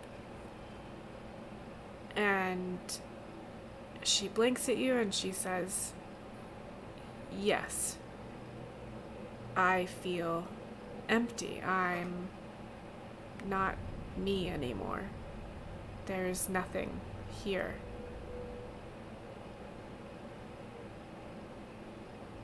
Winnie doesn't know what to do with that. Well, the Tina in front of you actually livens up a little bit at when you say empty, like they'd never put a name to it before, and she's, for the very first time, and you're talking to her, like every time she's answered you, it's been sort of like, fine, I'll answer you, but this time it's like, yes, I do feel empty. Almost like she's realizing that there's the emptiness, that she doesn't feel like she's her. That encourages you a little bit.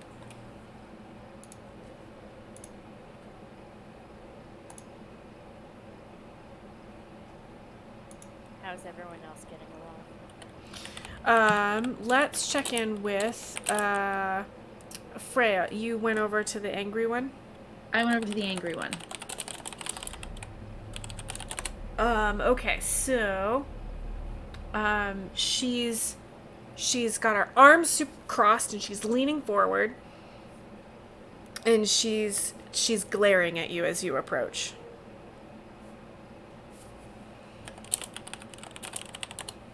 And I just walk up and I say, "Hi. You look angry." And she's like, yeah, of course I'm angry. Okay. I caused this entire mess and I'm ruining the lives of my fam. Of course I'm angry. And she's like, are you seriously? Of course. I'm not even smart enough to figure anything out. I'm too stupid to figure this out. I can't fix anything. Yeah, I'm angry. Ray goes, "Man.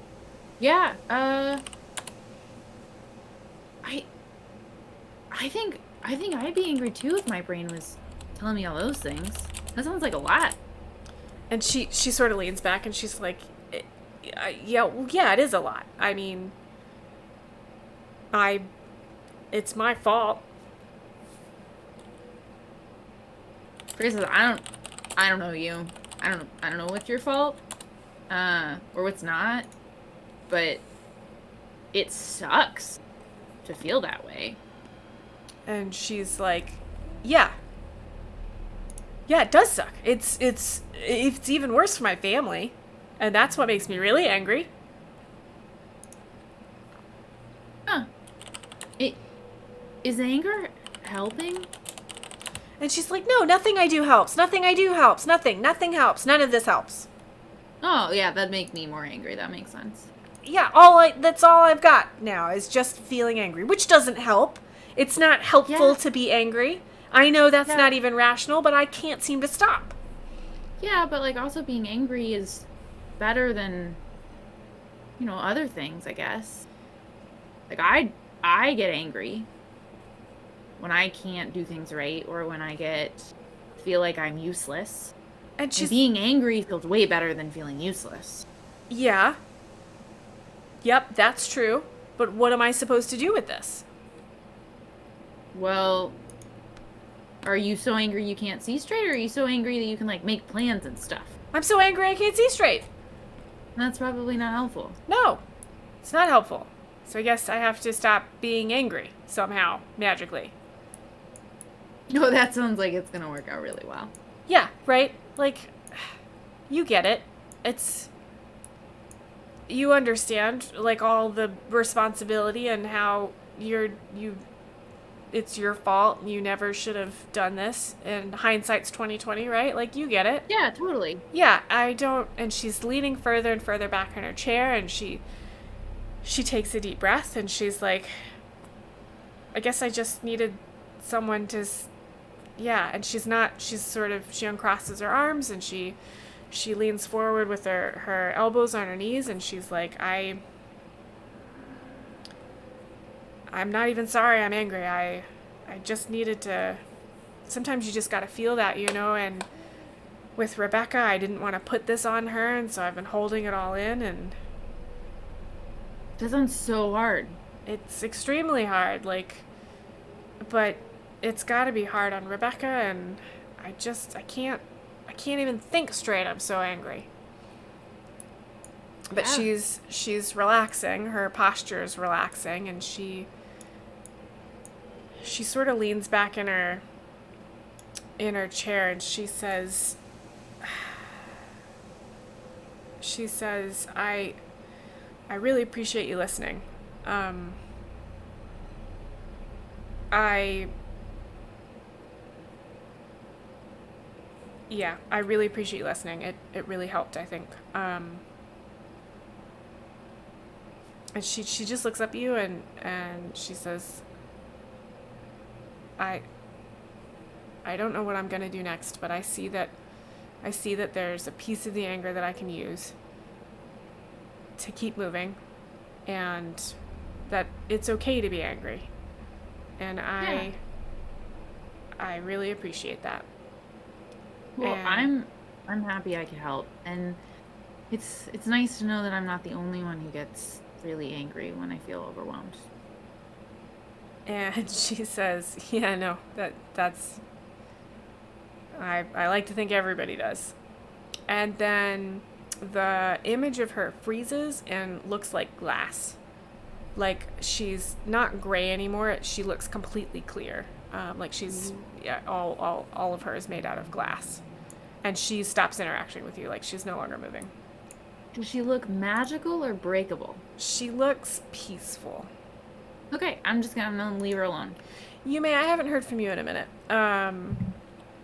When the psychomancer comes in and is like, and does all that, and you see each of these, your friends, interacting with, what are you doing?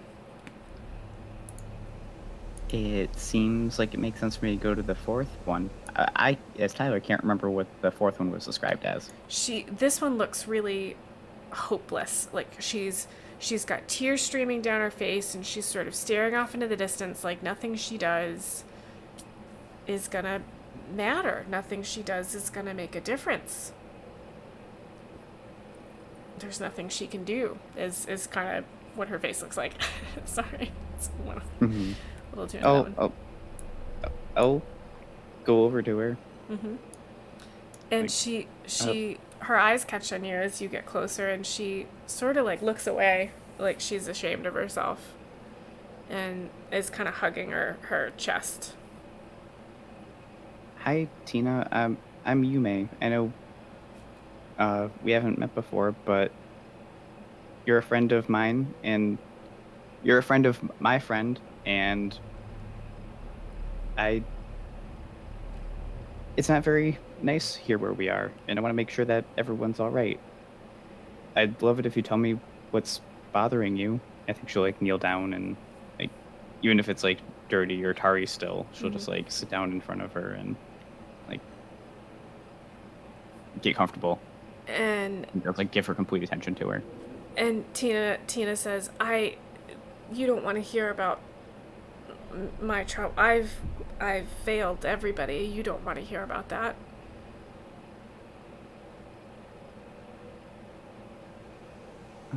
I I do. I And she says, Their failing isn't. It's something that everyone is capable of. but I failed my family. The farm is doomed. There's nothing I can do. What am I? There's nothing I can do. I can't do anything. It's over.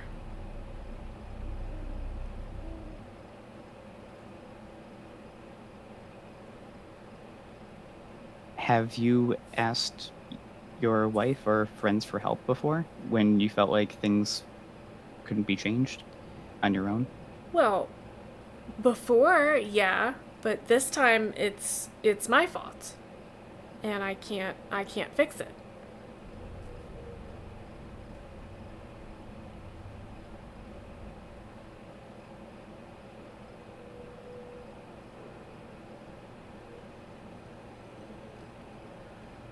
I'm a little stuck, but Yume wants to just keep That's okay. smiling at her as much as she can, push through the gloom here, and like make an effort that like her attention's totally on her, and she wants to keep listening Can as long as she I? has anything to say. Yeah, can I suggest that Dandy actually creeps forward onto her knee? Do you think that's something Dandy might do? Yeah, sure. So Dandy sort of creeps forward onto her knee, and Dandy's this like fist-sized bumblebee, and he's got these big shiny eyes, and he's got bands of yellow and black, and it's actually very soft when you pet him. And she looks down at him, and she says, "What is that?" This is Dandy. He's my friend. And she says, I didn't have much. I was kind of left alone most of the time when I was growing up, when my parents were working. So I had to find ways to make friends on my own. And most of the time that was with the tiny bees that you're probably familiar with. But one thing led to another, and this one came along. And now he helps me. and she says, my wife and I train dogs to help other people. And we've never had one of our own. It must be nice to have a friend all the time. And she sort of puts her hand down, like, to see if Dandy, and he moves forward and like rubs up against it. And she starts to pet him, and she's just looking at you, and there's just tears streaming down her face, and she's like, "But I failed. I can't fix it. I don't know what to do." With all the dogs you've raised, you've given friendship to plenty of people. That's true. And they're good dogs, and they like their jobs, and no matter what they end up doing, whether it's hurting or helping people or anything they do, we make sure that they like it, that they're interested in it, and I just feel like I've failed the dogs too now.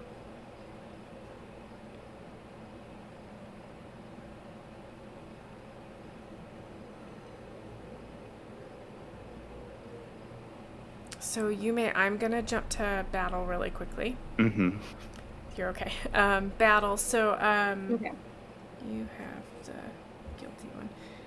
So she's still like crushing her hands almost, and like twisting them, and she's like, "I don't know what to do. What can I do?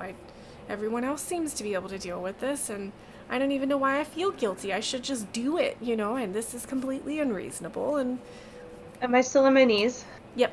No, you jumped back up to your feet. Okay. Because you saved. I think I look down at my hands, and I hesitantly lean down and hold her hands and say, "It sounds like you're carrying a lot of guilt." And It sounds like a really heavy burden. And she says, of course it's a heavy burden. Of course I feel guilty. It's my family at stake here. I don't even know how we got into this mess. Sounds really overwhelming. It is extremely overwhelming. Yes, exactly. And it's just, yes, it's exactly that.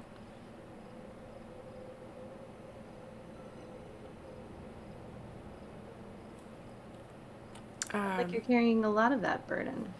And she says, well, Rebecca does too. We're a team. And we've got Sprocket now. Sprocket's a wonder. And she's part of our team, and that's part of the guilt, that I'm not pulling my own weight. That I'm not, that they seem to be able to deal with this better than I do, and what's so wrong with me, and this isn't even like me. I don't even... Have you ever felt like that? That's just not even like you? Absolutely. Yeah. And she says, yeah. And it's not even useful, really. So why feel that way? You can't help how you feel. And she says, you should be able to help how you feel. That you should be able to. And she looks very stubborn about it. I like your stubbornness. And she says, thank you. I guess... So you're saying that guilt is you're saying it makes sense to feel guilty? I think it shows that you care. And it's okay to care? So much that you're frozen by guilt? That's okay? I mean, it's okay to not be okay, but I think also if you need help, it's okay to say something about how you're feeling. And she says, that just doesn't seem right. That it just seems like you should have to deal with it on your own. We all come into this world on our own. You know what I mean? Really though? And she says, well, you know what I mean. I mean, you raise puppies. They don't come into the world alone. And she laughs and she said, no, it takes a lot of work, actually. And she says, I guess I see what you're saying. Maybe I should talk to Rebecca and Sprocket more about this. And she says, heck, we've even got a puppy that'll probably help with this. Yeah. I guess it's okay to feel guilty as long as I talk to someone about it.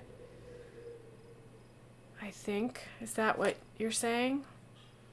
Absolutely. Okay. Your feelings are valid no matter what you feel. And she sort of straightens up and she realizes what she's doing to her hands, and she sort of folds them in front of her, and she says, all right, I think I can do that. Okay. And then she looks relieved, and her figure turns from gray to glass and freezes. And her face just looks as relieved as possible. And the voice you've been hearing is muttering now, is saying, stop trying to help this. You're never going to help her. And it's this pervasive whispering behind you, like insinuating itself into the silence. And it actually rouses you a little bit, because it's very hard to pay attention in this environment. And it sort of sucks your attention towards it as you guys are having these interactions. Can we all hear it? Yeah, all of you can hear just the stop trying. Don't bother. You're all worthless. Just give up. I'm getting really excited because the rock and the lightning didn't seem to piss this voice off. That made it happy. Mm-hmm. But whatever we're doing now is pissing it off. And I hate that voice. Freya, once you're done with anger, what are you going to do? I'm going to look around and see if anybody else who's kind of talking to anybody else is, looks like they want, if I can do more help just kind of standing where I am and letting everybody else keep working, or if it might be helpful for me to go, offer support to anybody else. I think it might be helpful if you head over to Yume. Okay. because they're the closest to you. Yeah, so I walk over there and just kind of observe for a second to make sure that I'm not like jumping in where I'm not like needed or wanted.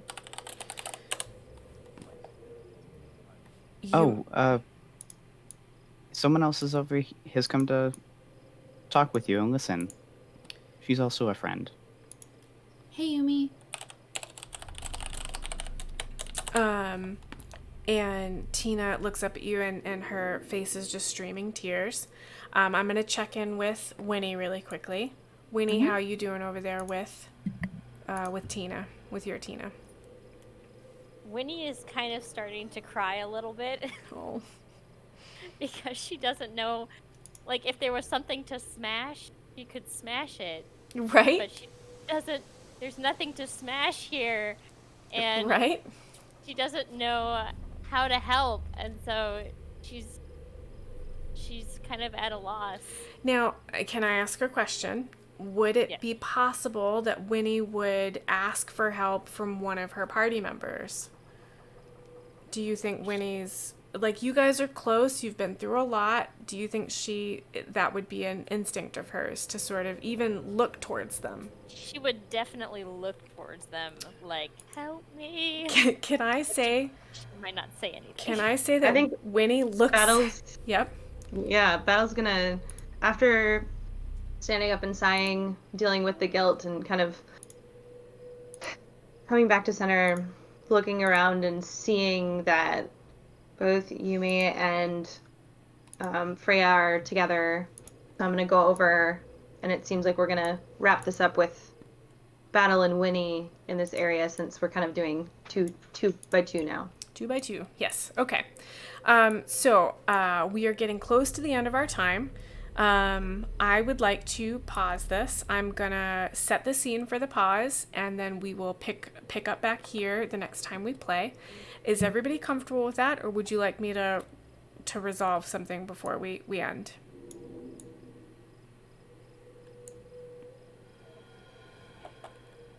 I'm okay with whatever. Okay. Yep.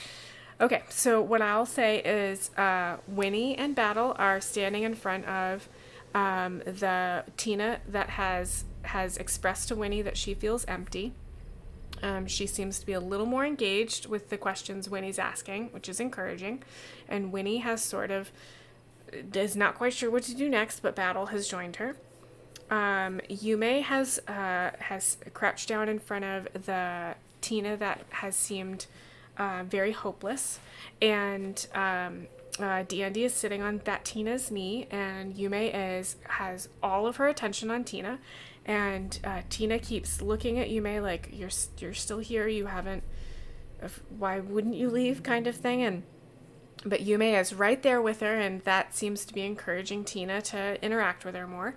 And Freya has joined Yume, and Yume has welcomed her, and that draws Tina's attention to Freya, and so there seems to be some interacting going on there, which it seems positive. You seem to be frustrating the entity that is here with you.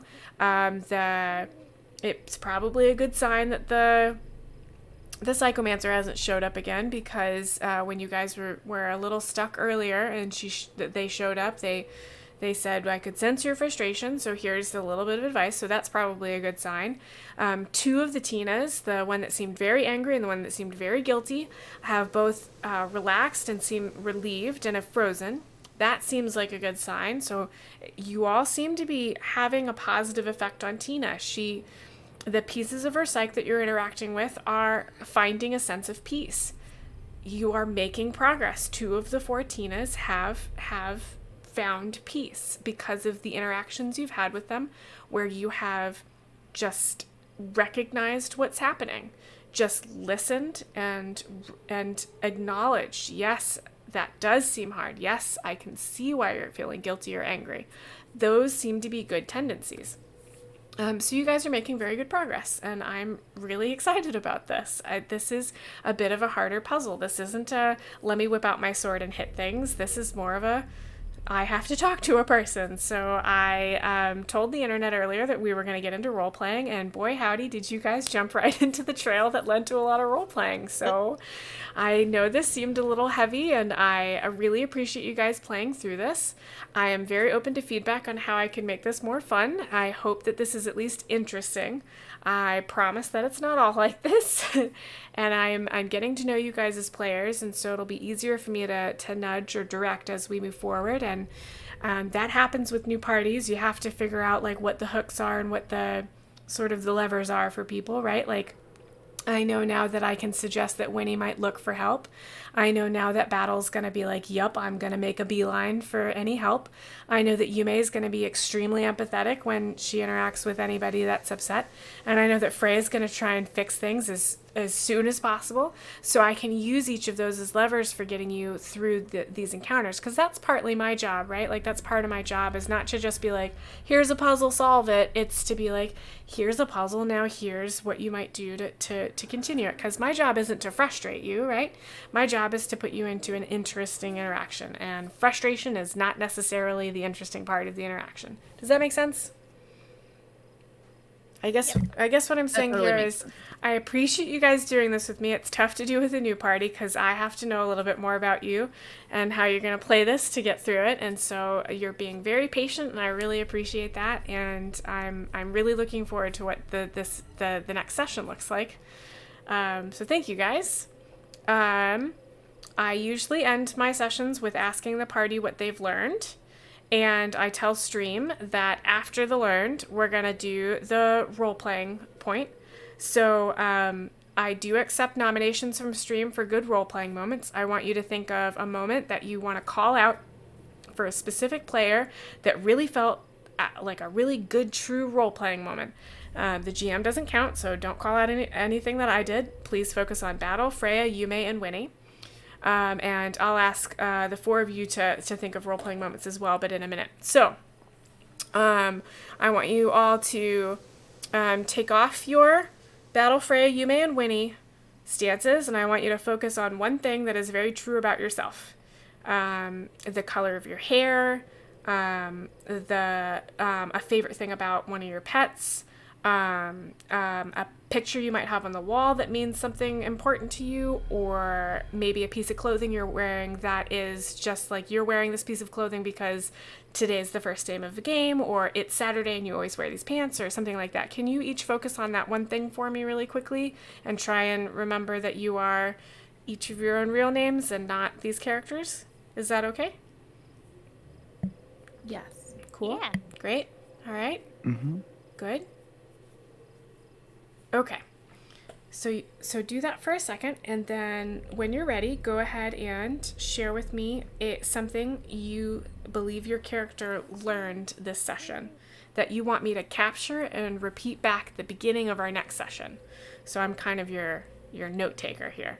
What do you want me to call back out the next time we sit down? What did you learn?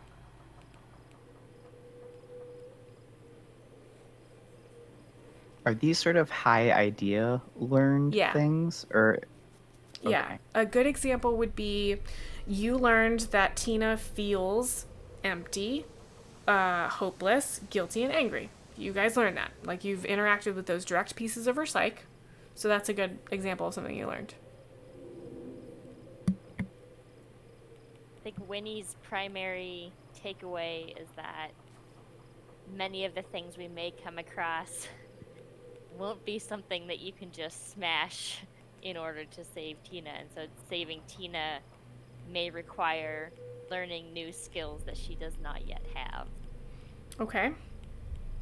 Freya is really grateful for kind of the realization that it sounds like Yumi and Battle both have a lot of kind of patience and willingness to kind of sit and observe, Mhm. which is something that she's not good at, but she knows is really, really important. That's good.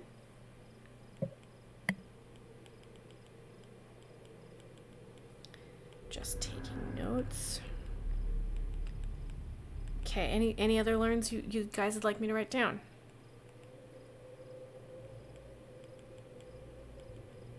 Those are good? I think Battle is learning about the absolutely valuable contribution that Dandy makes to the team.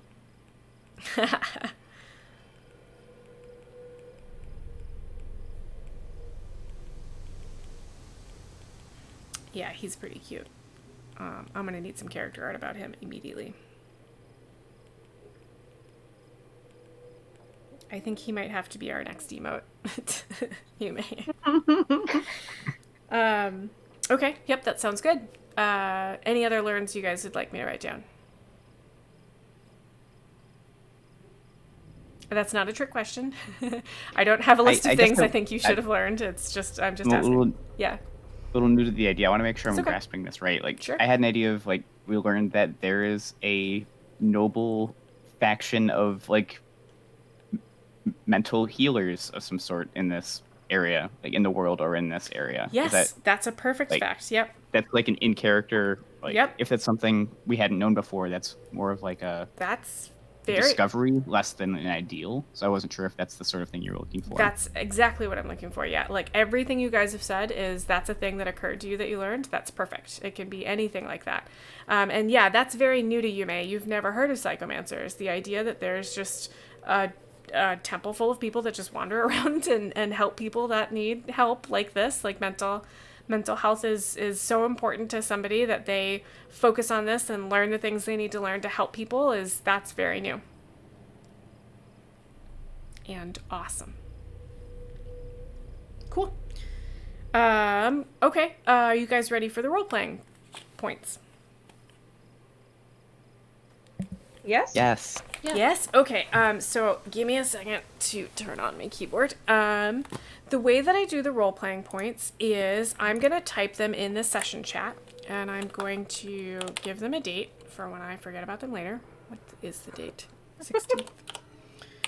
And then I will make each nomination a single line, and then when we're done nominating, you'll vote on which one you think is the MVP, if you will, moment, and with an emoji. Now, Yume, I did this with someone the other day, and it was a little difficult to navigate. So let me know if there's anything I can help you with, either putting an emoji down or anything like that. Okay? For chat context, I'm blind, but we'll figure this out together. Yeah. Sorry. It'll probably work. Okay. All right. Good role playing points. Do you want to call out? Freya's, don't know what to call it, but the just forcefulness, the blasting, both the rock and the lightning. Yeah. Just the anger.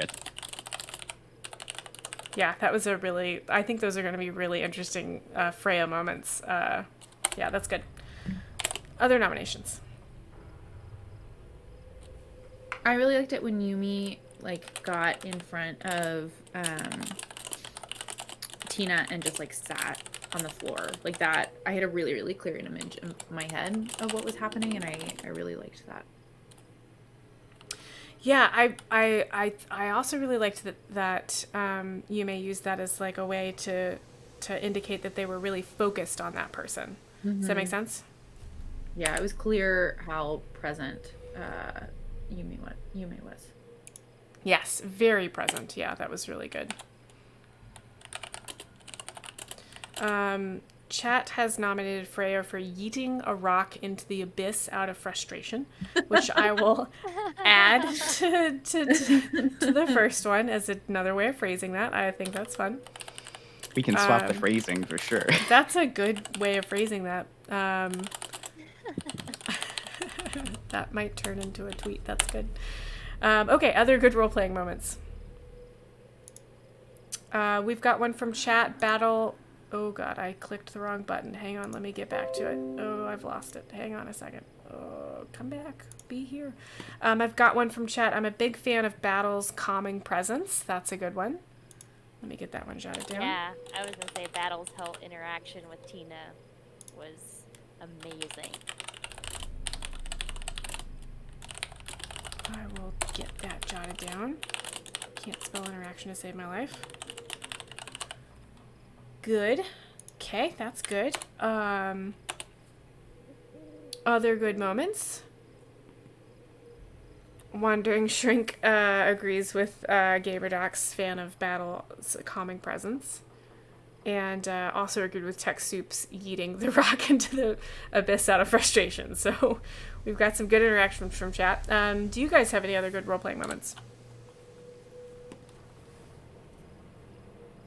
Hated Winnie's like diving in. The moment we got there, she's just like, I'm going down this path. Yeah, she definitely was like, we're doing this now, folks. Gotta save Tina. We are on a mission.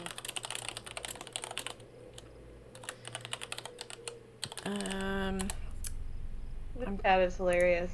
I'm trying to think of how to phrase that. So Freya's just diving down the path, yeah.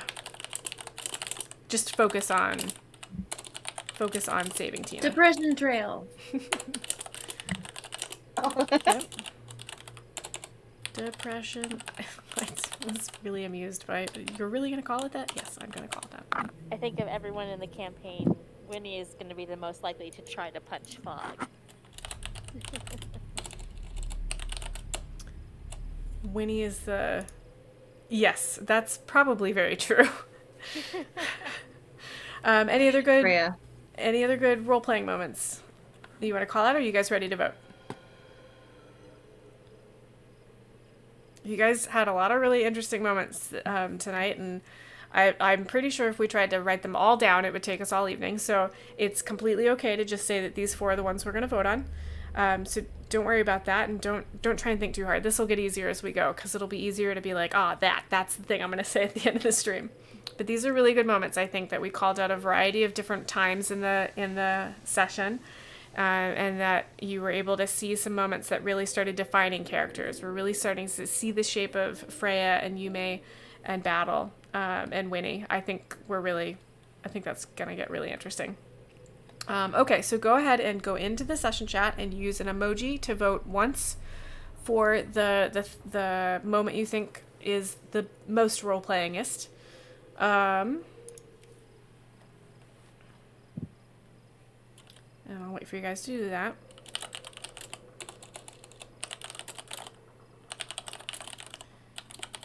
I do not take votes from chat. I apologize. But thank you so much for giving us the good moments. I think that's a wonderful way for you to participate. So I've got 4 votes for Freya's forcefulness, the rock and the lightning, also known as yeeting a rock into the abyss out of frustration. So, Freya, you will be taking a role-playing point for the next session. That means that you will get advantage on a single d20 roll of your choosing. If you don't use it next session, you lose it. And I am not going to write this down or remember this for you. So you write it down. Oh, brutal. I will write it down. Honorable mention to Yume for getting in front of Tina and just sitting on the floor. We had 1 vote for that as well. So yeah, we had some really good moments, guys. I really enjoyed that. I'm going to go ahead and see if the stream has any questions or anything. I would like the players to hang out for just a moment so that I can check in with you guys before we end for the evening, and I'll do that off stream. So stream, do you have any questions or thoughts or things you want to share before we say goodnight? Thanks for coming, everybody. This was fun. Thank you so much for joining us. I see a lot of fun people in chat. Geeks Like Us joined us, which definitely made me very nervous because I think that's Dr. Megan, and I know that she helped write this, and I got really nervous and was like, not going to pay attention to chat for a second. I can tell you it's Dr. Ryan. I can bet you just by the way that he's writing. It could be that as well, which would also make me very nervous. Frankly, I'm trying to ignore the fact that Sarah is at all in this either, so it's very difficult for me because I want to make sure I'm doing this right, and I have no idea. Oh, don't. Yeah, thank you. That's fine. And I also see the Gamer Talk, who I am also extremely intimidated by. So I'm really happy you were all here to see this and that you enjoyed it.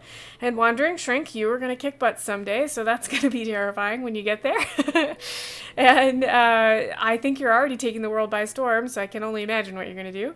Art by Rhoda, you're just I cannot. I have to talk to you more.